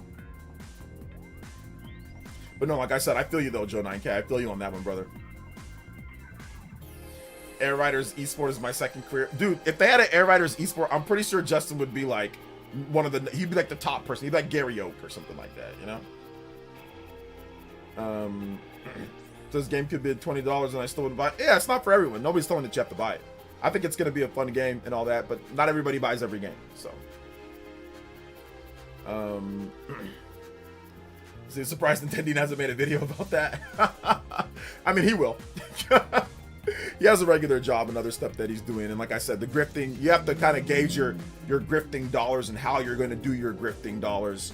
I did make a video though, Joe9K, on Popia. So I did talk about how I don't like game keycard for it and all that. And I also made a tweet about it. So check out my video that I did. My, what video was it? Gosh, I forgot which video it was. I think it was my last news video. Check out my last news video. I did talk about it in there.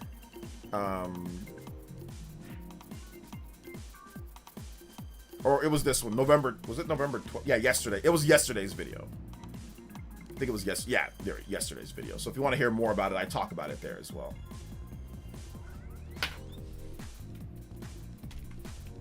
There you go. The physical Popia, they're not selling it. Okay. Yeah, like they're not selling a game key card. Okay. Other thing that people are saying they won't buy it because the key card weren't going to buy it anyway. I mean, maybe. I mean, it's a very peculiar game. It's a very, like I said, it's for a certain audience, but I do think that the game is going to have a big audience. After that, actually, I kind of want to react to that trailer because I did see some of it, but I was editing, so I wouldn't really get a chance to watch it because I was watching it to edit, so it's a little bit of a different thing. Yeah, let's take a look at that Popia extended trailer. Popia extended. Let's take a look at that. We can react to that too. All right.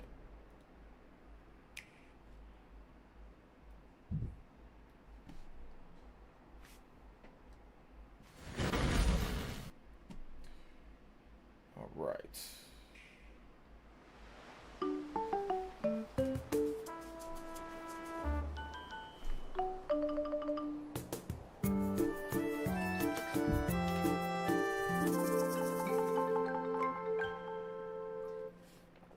Pikachu.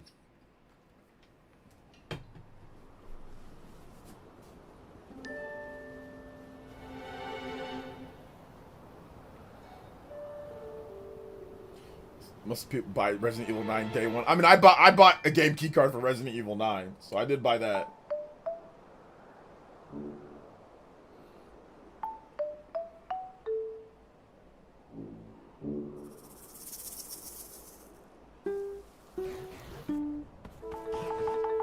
It's a new version of the Big Tangela. Apparently this dude's been living here by himself for forever, but humans used to live here. And he's got a disc on his head, or on his tangle.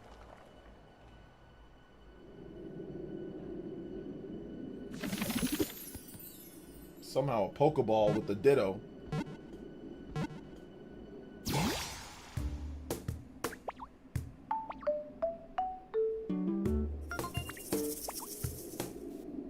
Somebody's Pokedex. You can't see who the trainer is, though.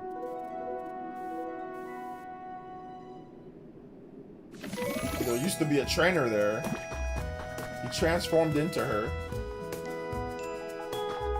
Yeah, I'm buying FF7 Remake Integrate too, though. I'm getting that on the key card as well. That's 40 bucks, though, but I am getting that on the key card, though. Ditto scares you, not gonna lie. Yeah, Ditto's an interesting Pokemon. Well, would you look at that? Ditto's found a rather unique-looking Tangrowth to chat with. Let's have a listen. Oh, I suppose you might not fully understand what they're saying. So how about I interpret? Ahem. Gadzooks! A human? Wait a moment. Are you a Ditto? Please call me Professor Tangrowth. It's been quite some time since I last laid eyes on a human or another Pokemon. This place was once home to many humans, but now it's, well, what you see. The grass and trees are withered and dry, and all those humans and Pokemon who once lived here, they're gone. But that was then. Things have changed. Out of nowhere, I met you. Hope springs anew. What do you say? Will you help me restore this land to the lively place it once was? That might make it possible to see a world overflowing with Pokemon again, just like the old days. Oh ho! So you'll help? Wonderful! I feel quite inspired myself. 50 should be the max, I guess. Tecmo's Ray of taking Hope Switch has 2 owners to the finally bank. shown Well, that'd be on the the Pokemon lonely company. Professor Tecmo's just the Tangrowth. developer. Koei Tecmo's just And the developer. heartened by that warmth, Ditto and the But I mean, professor like I said, begin rebuilding I the bought Resident world Evil at 70 anew. for a key card, so I'm not gonna sit here and act like I wouldn't buy a key card for full price if it's the right game, you know. Create habitats and meet Pokemon. Creating habitats will attract Pokemon. That could be the case, Joe Different 9K. Pokemon Yeah, are it could be the attracted case. to different habitats. Good. If you want to make lots of friends, you'll need to create habitats that suit each Pokemon's Accept the key card individual into your life. preferences. Embrace the key card. What happens if you place a fishing rod and a chair by the seashore? Look, a Magikarp. Pokemon with big personalities will appear in the diverse habitats you create. At least it's at 60 FPS. You can tell that it's 60, which is I good. wonder if a Pokemon is rustling around. This in game the on Switch 1 would have been a crusty 30 FPS game with some dips. air. Surely it's only trash. Ah!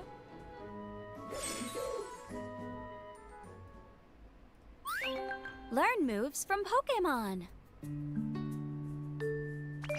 Your new Pokemon friends may teach you their signature moves, like Squirtle's water gun. It can revitalize dried up things. Use the moves you learn to refresh the land, clear paths, till fields, grow vegetables, and more. Expanding the places you can visit and what you can achieve. Certain Pokemon can also teach you special moves. For example, you can transform into Lapras. I have While Star Wars Ditto Outlaws, might but not I have start that out as the digital. best swimmer, Got a this review code for it. transformation makes traveling to distant islands a breeze. By transforming into Dragonite, you can reach far-off places in no time. Shoutouts to Dragonite. I'd wager we can make this place a lot greener if you use your water gun on the That's dry, what tall the grass. Trubbish in every Pokemon game. They love the trash pun. You gotta have that. It's not a Pokemon game without the Trubbish I trash. haven't withered away yet, you know. Craft fun things. You can craft at a workbench using the materials you've collected. Take a few leaves and, ta-da, a straw bed. A lot of times, man, games like this are kind of like sneaky intensive because you can like break anything, you can destroy anything. It's like that Minecraft type of stuff. You can build anything. There's no like walls surrounding you in. You can fly off the places. Sometimes these games are kind of like sneaky with that. From furniture and toys. Because like to Minecraft kind of runs street dookie lights on the and Switch roads. 1. I mean, it don't You run can use the bad, items but you like it have ain't to build incredible. a beautiful town or make Pokemon more comfortable. Minecraft as on the you 3DS is transform your space outright into a vibrant place to live. tragic. Oh ho! You made some toy blocks. I haven't the foggiest idea how to use them properly. Grant Pokemon's requests. Pokemon can have unique requests for you.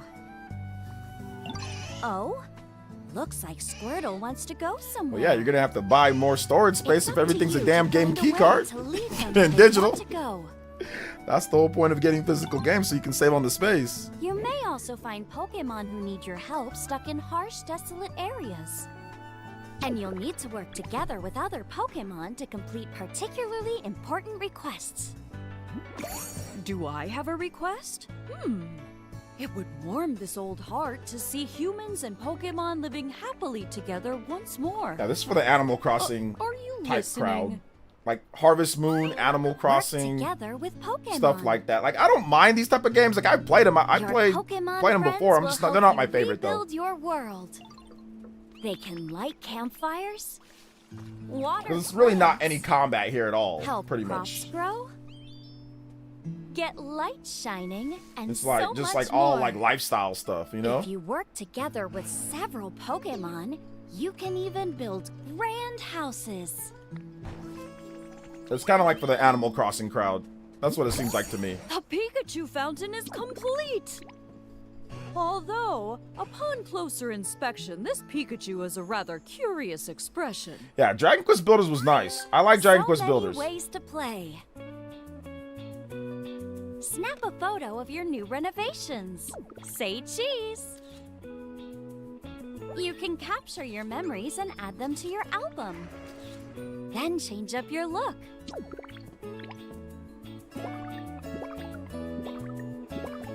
And don't forget to decorate your room. With multiplayer, up to 4 friends can join in the fun. So why not build a delightful life together with your closest friends? Game Share is also supported. It's good that they have you can Game share Share. the game with someone. To be honest, Game Share with this type of game is actually, I think it's actually a feature where people will use that if you're into like the cozy style games and all that. If you like Animal Crossing. So people that like Animal Crossing and they have like a younger sister, younger brother, older, blah, blah, blah, whatever the case is, right? Like Game Share works really well. It'll work really well for this type of game, for multiplayer. I think it works well for this. Who doesn't own it? And play together on Nintendo Switch or Nintendo Switch 2 systems. Oh, you've changed up your look. Now, why does seeing you like this make my eyes a bit misty?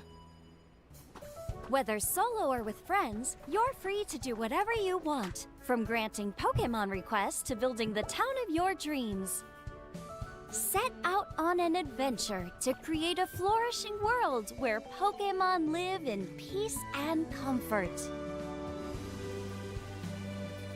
What else is waiting for you?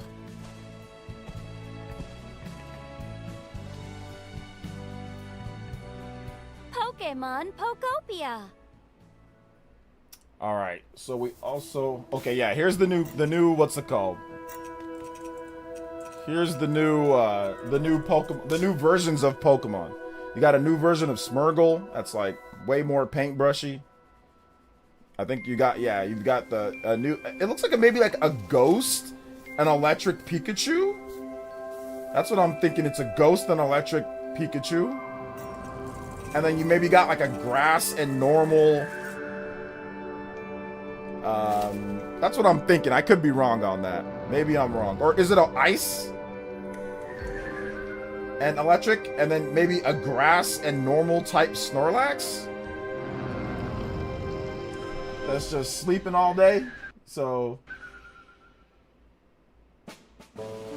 there you go. And yeah, confirm once again, game key card. You can also get a Ditto rug. Yeah, they're definitely going for like the Animal Crossing crowd on this one. We also have another thing here too, Red Dead Redemption. I do want to get into this one. I forgot to talk about that, but I do want to get into this real quick. So let's talk about Red Dead Redemption. It's coming. It's confirmed. Not Red Dead Redemption 2. Red Dead Redemption, the original. So this one was already released. Well, it was originally released on the PS3 and 360 back in like 2010 or something. I played it back then. I think I played it when I was in college or my last year or something. I don't know. I don't remember. So 2010. And then it came out, like, they waited forever. I don't think they ever released a native version for PS4 or Xbox One. But then it came out on Switch 1 and PlayStation 4. Xbox already had backwards compatible that made it run fine. So they didn't do anything for Xbox. But yeah, PS4, Xbox One, they came out with just Red Dead Redemption again. And then now we have Red Dead Redemption for native for PS4, Xbox One, or sorry, PS5, Nintendo Switch 2, Xbox Series, iOS, Android, Netflix, and maybe something else, man. Looks like it's going to be on everything. It might even be on Redbox at this point. Okay, so let's take a look at this. Hello, old friend. It's been a long time. 60 FPS now. It's at 30 on Switch 1. With all And they got an update to run at 60 on PS4. Good day, sir. Madam. Look at me, scrambling around, half insane. Stupid is the word we use around here. Now I'm in charge. I apologize if science is not your forte. I'm a fighter, sir, and I'll fight to the end. Gonna be a bloody job. I don't think I know any other kind. For an illiterate gunslinger, you sure know how to make a girl blush. Subtitles. Enjoy life! It's a beautiful struggle! App Store, Netflix. Yeah, it's on Netflix. You can play it on Netflix as well. Switch 2. And the Undead Nightmare is included. Good value, good content there. Okay, so with the Switch 2 version in particular, you're going to get 60 FPS, you're going to get DLSS, you're going to get HDR plus mouse controls for Switch 2. So not bad at all if you're playing it, you know, where you can use the mouse to aim. Rockstar aiming has notoriously always been kind of trash in a lot of their games, so I think the mouse controls will help if you want to use them. On the PS5 and Xbox Series, you're looking at 4K, 60 frames per second. If you currently own Red Dead Redemption on Switch 1 or PlayStation 4, or I think even Xbox, you can upgrade it. You can upgrade it for free.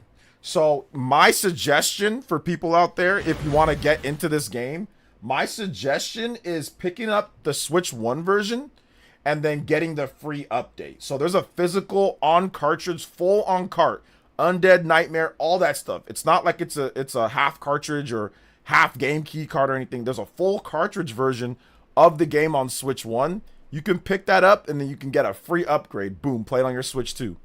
No problem. Same thing with PS4. You got the PS4 version? No problem. Put that PS4 disc into your PS5 and boom, you can get the free upgrade right there. So yeah. I think if you have the game digitally on Xbox or whatever, it might just free update. I don't know how they do it on Xbox, but with PS4 and with the Switch 1, it's going to be pretty easy. So yeah, good stuff there too, right? Good stuff there. I like that. I think that's definitely a good thing overall with what they did there. All right, so what do you guys think about Red Dead Redemption? You can let me know. We got about 15 minutes or so left on the stream, so we are out here almost platinum and a half. If you guys have, of course, last call for, if you drop a dono, put your music request in there so I can play it for you as well. It's not a $10 upgrade, it's a free upgrade. I just said that it's a free upgrade. If you have to choose, what do you personally prefer, buying digitally or game key card, and why? It depends on the game. If it's a single player experience that I know I'm going to want for my collection, then, you know, then I'm going to buy it as a game key, or I'm sorry, I'll buy it as a game key card. But if it's a game like Popia, or if it's like a multiplayer game and it's like on a game key card, like if it's like Fortnite, or if it's like, you know, if it's like Call of Duty, or if it's something that, you know, that is just going to be updated all the time, and you know, I don't really think I need it on a physical cartridge or a game key card. I'll probably just buy a digital version of it, you know? So that's kind of how I look at it.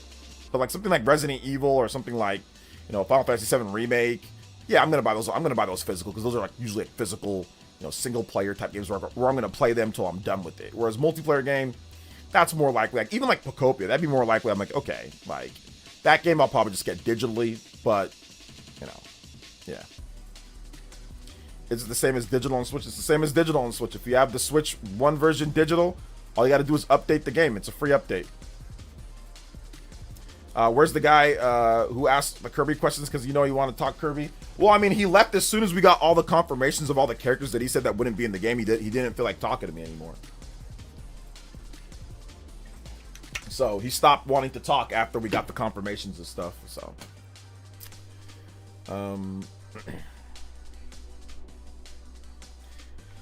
yo, shout outs to Joe 9K with the big $20. Says you are amazing. Bruh, you are amazing.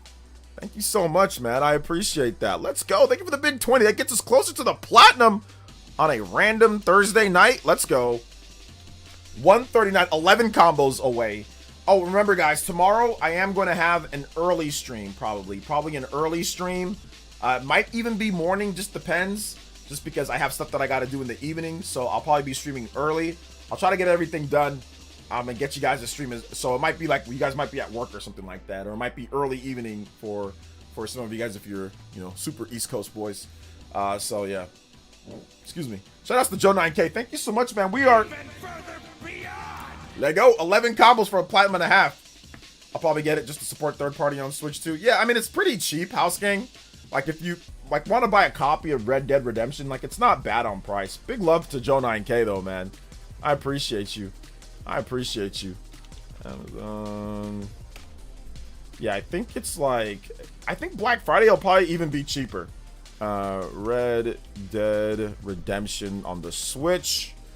Right now, it's, I mean, of course it's $40 right now. Of course it's $40 right now.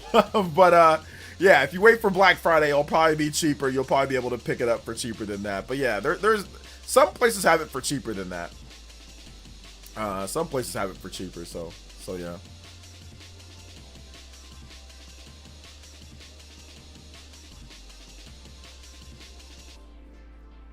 I love to port Bully instead. I recently finished Red Dead on Switch and it was fun. Appreciate the free update though. Yeah, Bully would be nice, but clearly they're not doing anything with Bully. I don't know why they're not, but they don't want to do anything with Bully right now. So yeah. I like how there are a bunch of games releasing in the first week of December. There are too many games.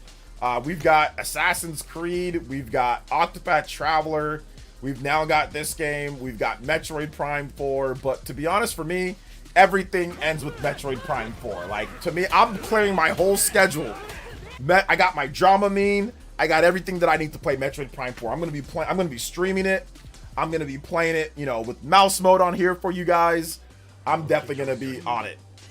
Oh snap. Yo, big love to Dad says, here's a great dono limit breaker. Whoa, wow.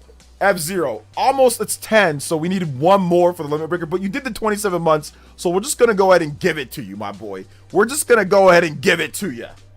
Thank you so much. I appreciate that, Bad Set. Limit break. Hey, yo. F-Zero. F-Zero, you know what we're doing here. Big Blue. Let's go. Actually, no, let's do the melee version. Yeah, baby. Shout outs to Joe 9K. Thank you for the super sticker. Shout outs to Bad Set. Hey, yo.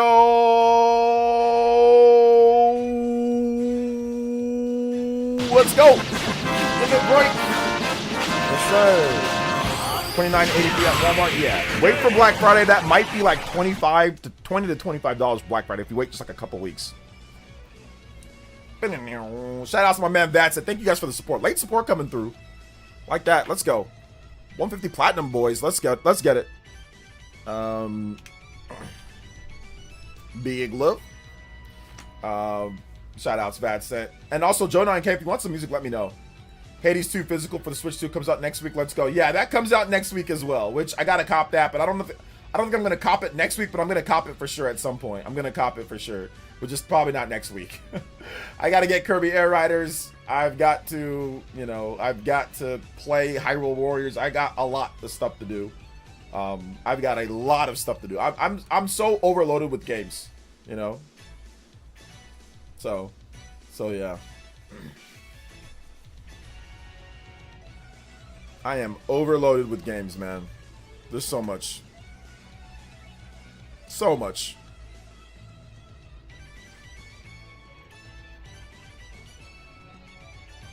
If you guys have questions too, you can tag me at PlayerEssence, hashtag PlayerEssence by itself. More than happy to answer all of your questions as well. We can get that going too for the rest of the stream.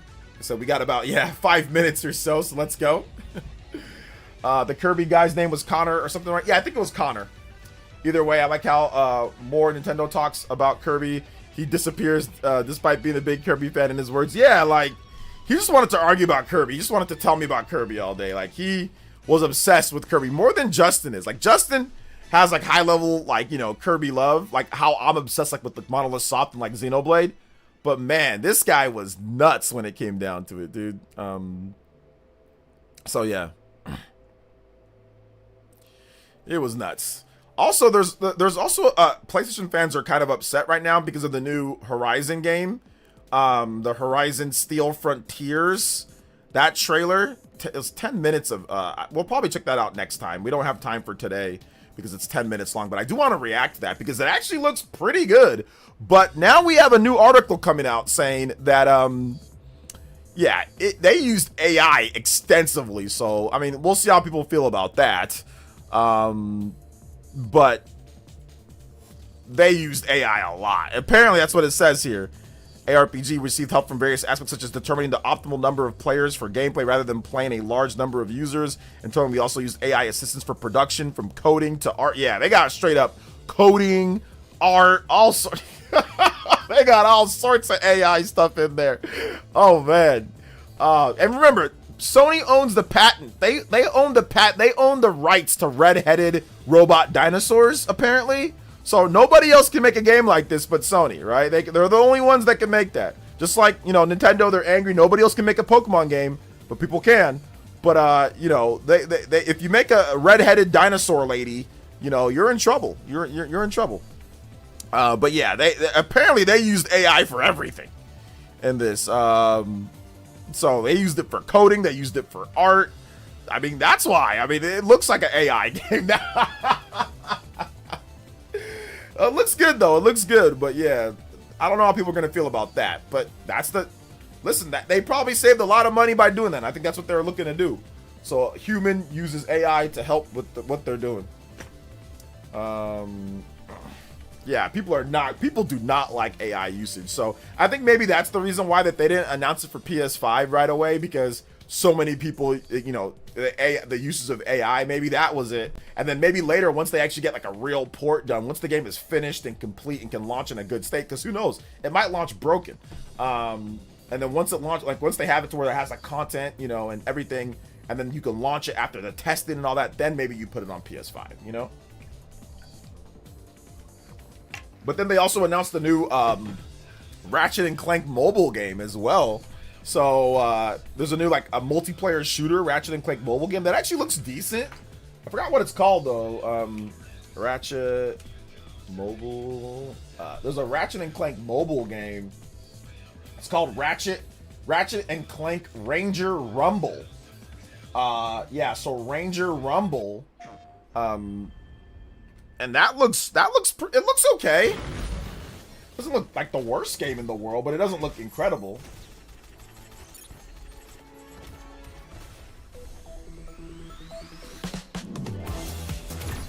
It's a little cute mobile multiplayer game.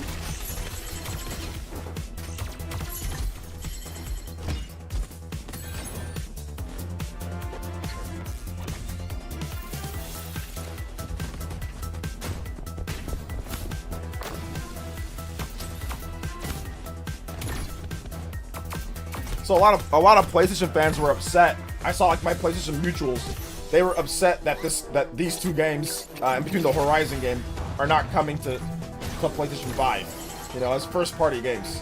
But then I remember Mr. Pio was like, well, Nintendo did it, you know, so with Mario Run and all that. But I don't know, that Horizon game and this game look better than Mario Run, bruh. And it looked better than Mario Kart Tour. I mean, you can tell from the beginning those games did not look and like Fire Emblem Heroes, like these games, Sony's mobile games look a lot better than Fire Emblem Heroes, Mario Tour, Dragalia Lost. Like I played Dragalia Lost. Like this looks way better than Dragalia Lost and like Mario Run, you know. So yeah, definitely looks pretty. It looks solid. Let me see if we can real quick get that what's it called? Get that Horizon. I think it's called Horizon Steel Frontiers. We'll watch a little bit of it. We might as well just get it in today. Okay, here's just a game. Okay, here, this is just a gameplay trailer. Kind of looks like Monster Hunter, to be honest.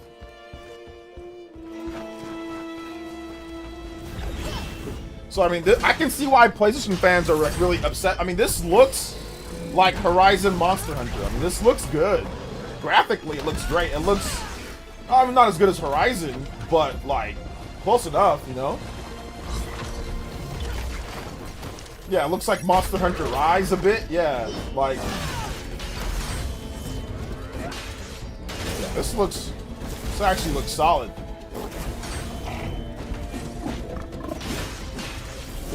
I like the damage numbers popping out. I like what they're doing there, but yeah, like the AI situation is tough. Looks like you take off way, and you got health bars. I know some people don't like the fact that, you know, or like the fact that Monster Hunter doesn't have health bars, but I don't like no health bars. I like health bars, you know? So this is something that I probably would play and like maybe a bit more than Monster Hunter, just like off the top right there. And I don't know if it's as good as Monster Hunter. Obviously, I don't think it's as good. But you guys know I'm not the biggest Monster Hunter fan, and this seems more RPG for me, you know? I like fighting robots. Well, fighting robots are cool.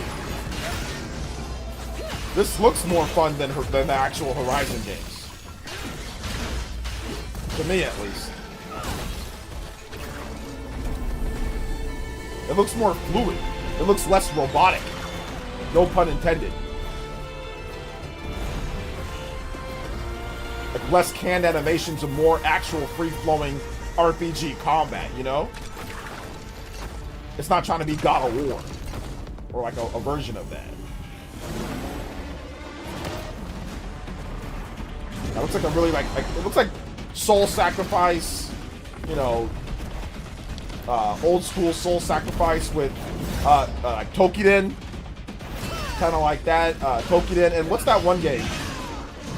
God Eater, looks like God Eater, Tokiden, Soul Sacrifice, kind of like all those Monster Hunter, kind of like all those games kind of combined. That's a nice dodge. They're dodging it, like the attack doesn't even come. Wait, hold up. Yeah, you can tell that they still need some, like they're dodging and the attack doesn't even come close to hitting them. Look. Like look at this dodging though. Hold up real quick. Look, like the attack does that seems like AI. And I'm not trying to be all weird, but that seems like AI. Look at this real quick though. The dodging doesn't even come close to hitting them and they're like showing like a dodging animation. Look at that. Like, what's the point? Like it's not even close to hitting them. What's the dodge for? That hitbox seems crazy. So yeah, that seems like AI, like right there, like AI coding right there, you know? Because it's not even close to hitting them, and they're doing like a dodge animation. Or maybe like there's a hitbox that extends. But yeah, it's called Horizon Steel. It's a Steel Front. It's a massively multiplayer online RPG. Yeah, yeah, they're doing straight up AI, straight up all that. So. Straight up. Those AI wrestling matches, yeah, definitely seems. I know some people aren't gonna like that though. Shout out to the Platinum Boys. We got it again. Let's see here. Like I would legit play this if it was on PS5. You know what the funny thing is? I'm not sure if I'd play this if it was on PS5. I think I'd only play this if it was on PC.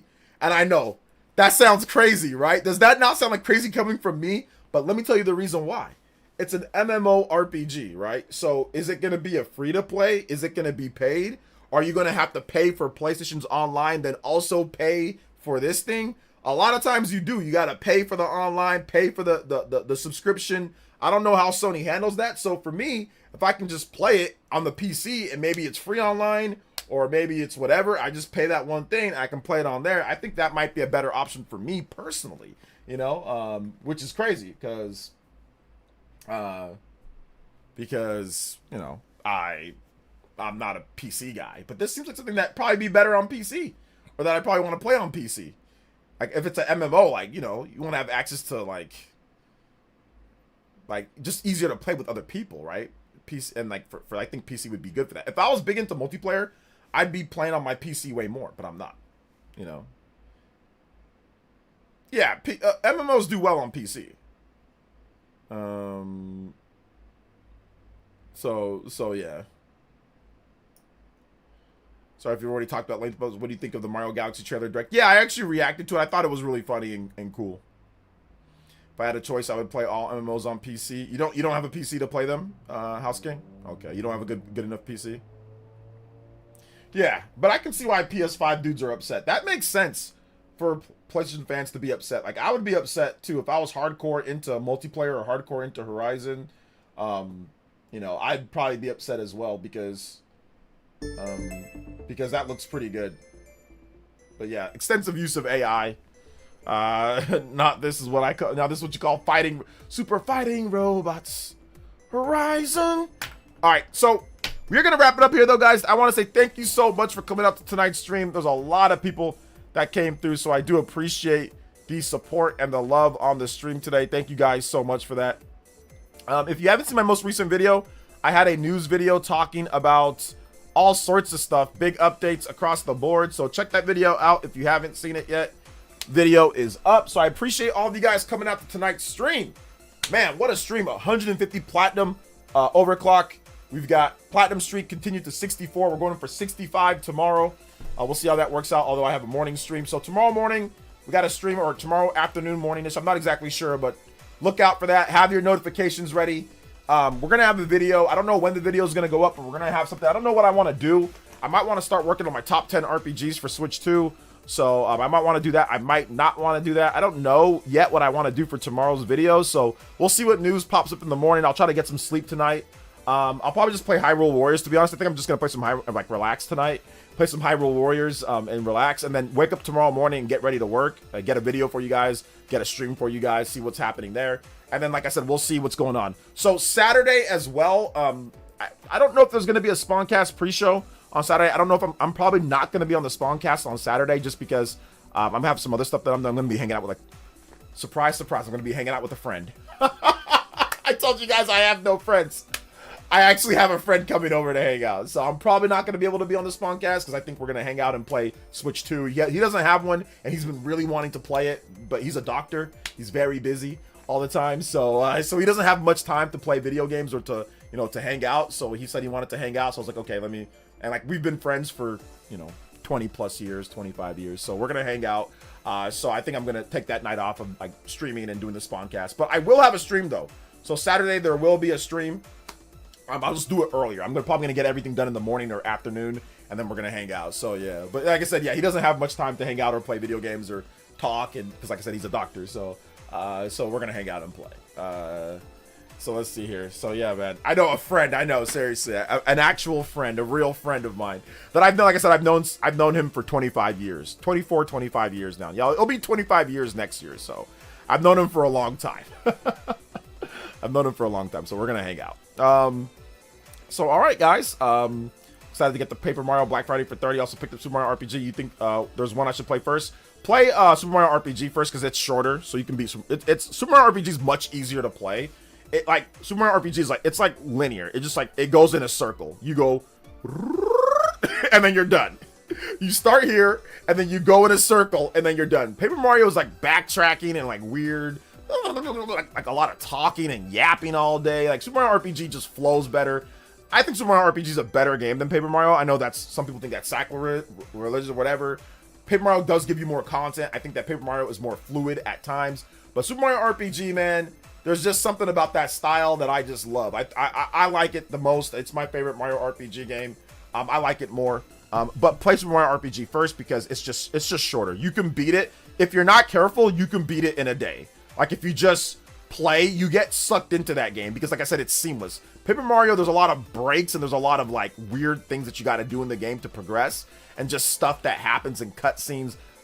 Super Mario RPG is it just flows like butter, man. It just feels like a real Super Nintendo game because it is a Super Nintendo game, but it just feels so much better to play in my opinion. It's just smooth. And if you play it on Switch 2, it runs at a locked 60 FPS, which Paper Mario: The Thousand Year Door does not. It runs at 30 FPS because Nintendo capped the frame rate on the Switch 1 and there's no update for the game. So I think the fluidity of the gameplay is better in Super Mario RPG.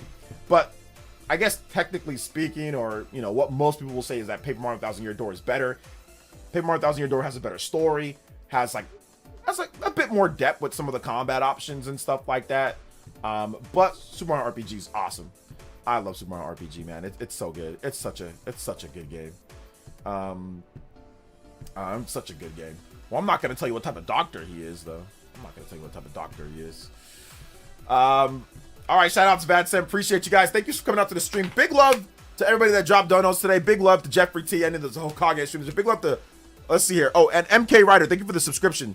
Bad Sam, thank you for the support. Justin, Ramsey, Life Will Change. Thank you for the 31 months. Life Will Change. I appreciate that, fam. Deported Sicilian, thank you so much. Simeon Coin, Paul Gale Network, Ben's 310, Gabe Newell. Shout out to J2 Blue. Rags, Jesse. Thank you for the subscription. Partyman Cart World. Thank you for the multiple donuts from Partyman Cart World. Justin, Jeffrey Tucker, Good Morning Studios. Thank you. Jay Loomis. Thank you for the 5 as well. Creosin Bomb, 48 months. Jeffrey Tucker. Once again, thank you for the big 20. Shinru, 10. Justin, multiple dodos start out the stream as well. Thank you guys so much for your support, man. I appreciate that. Yo, the lazy shell. Hit him with that big lazy shell, baby. So I love both games. I can't choose my children. I can choose, man. Super Mario RPG, baby. Super Mario RPG all the way. I'm a Super Nintendo boy, though. So, all right, guys. Love you all so much. Thank you for coming out to the stream. Thank you guys for being awesome. I am going to relax. I have been crazy doing crazy work today, so I'm going to relax. 2 videos for today. So we're probably going to do a short tomorrow. Probably going to do a video, and we'll do a stream. So we'll see how it goes. If we do no stream, just know that that's the reason why I'll probably have some shorts for you guys tomorrow if I don't do a stream. So, all right. Thank you guys so much for watching. Appreciate that, and we'll see you. Excuse me.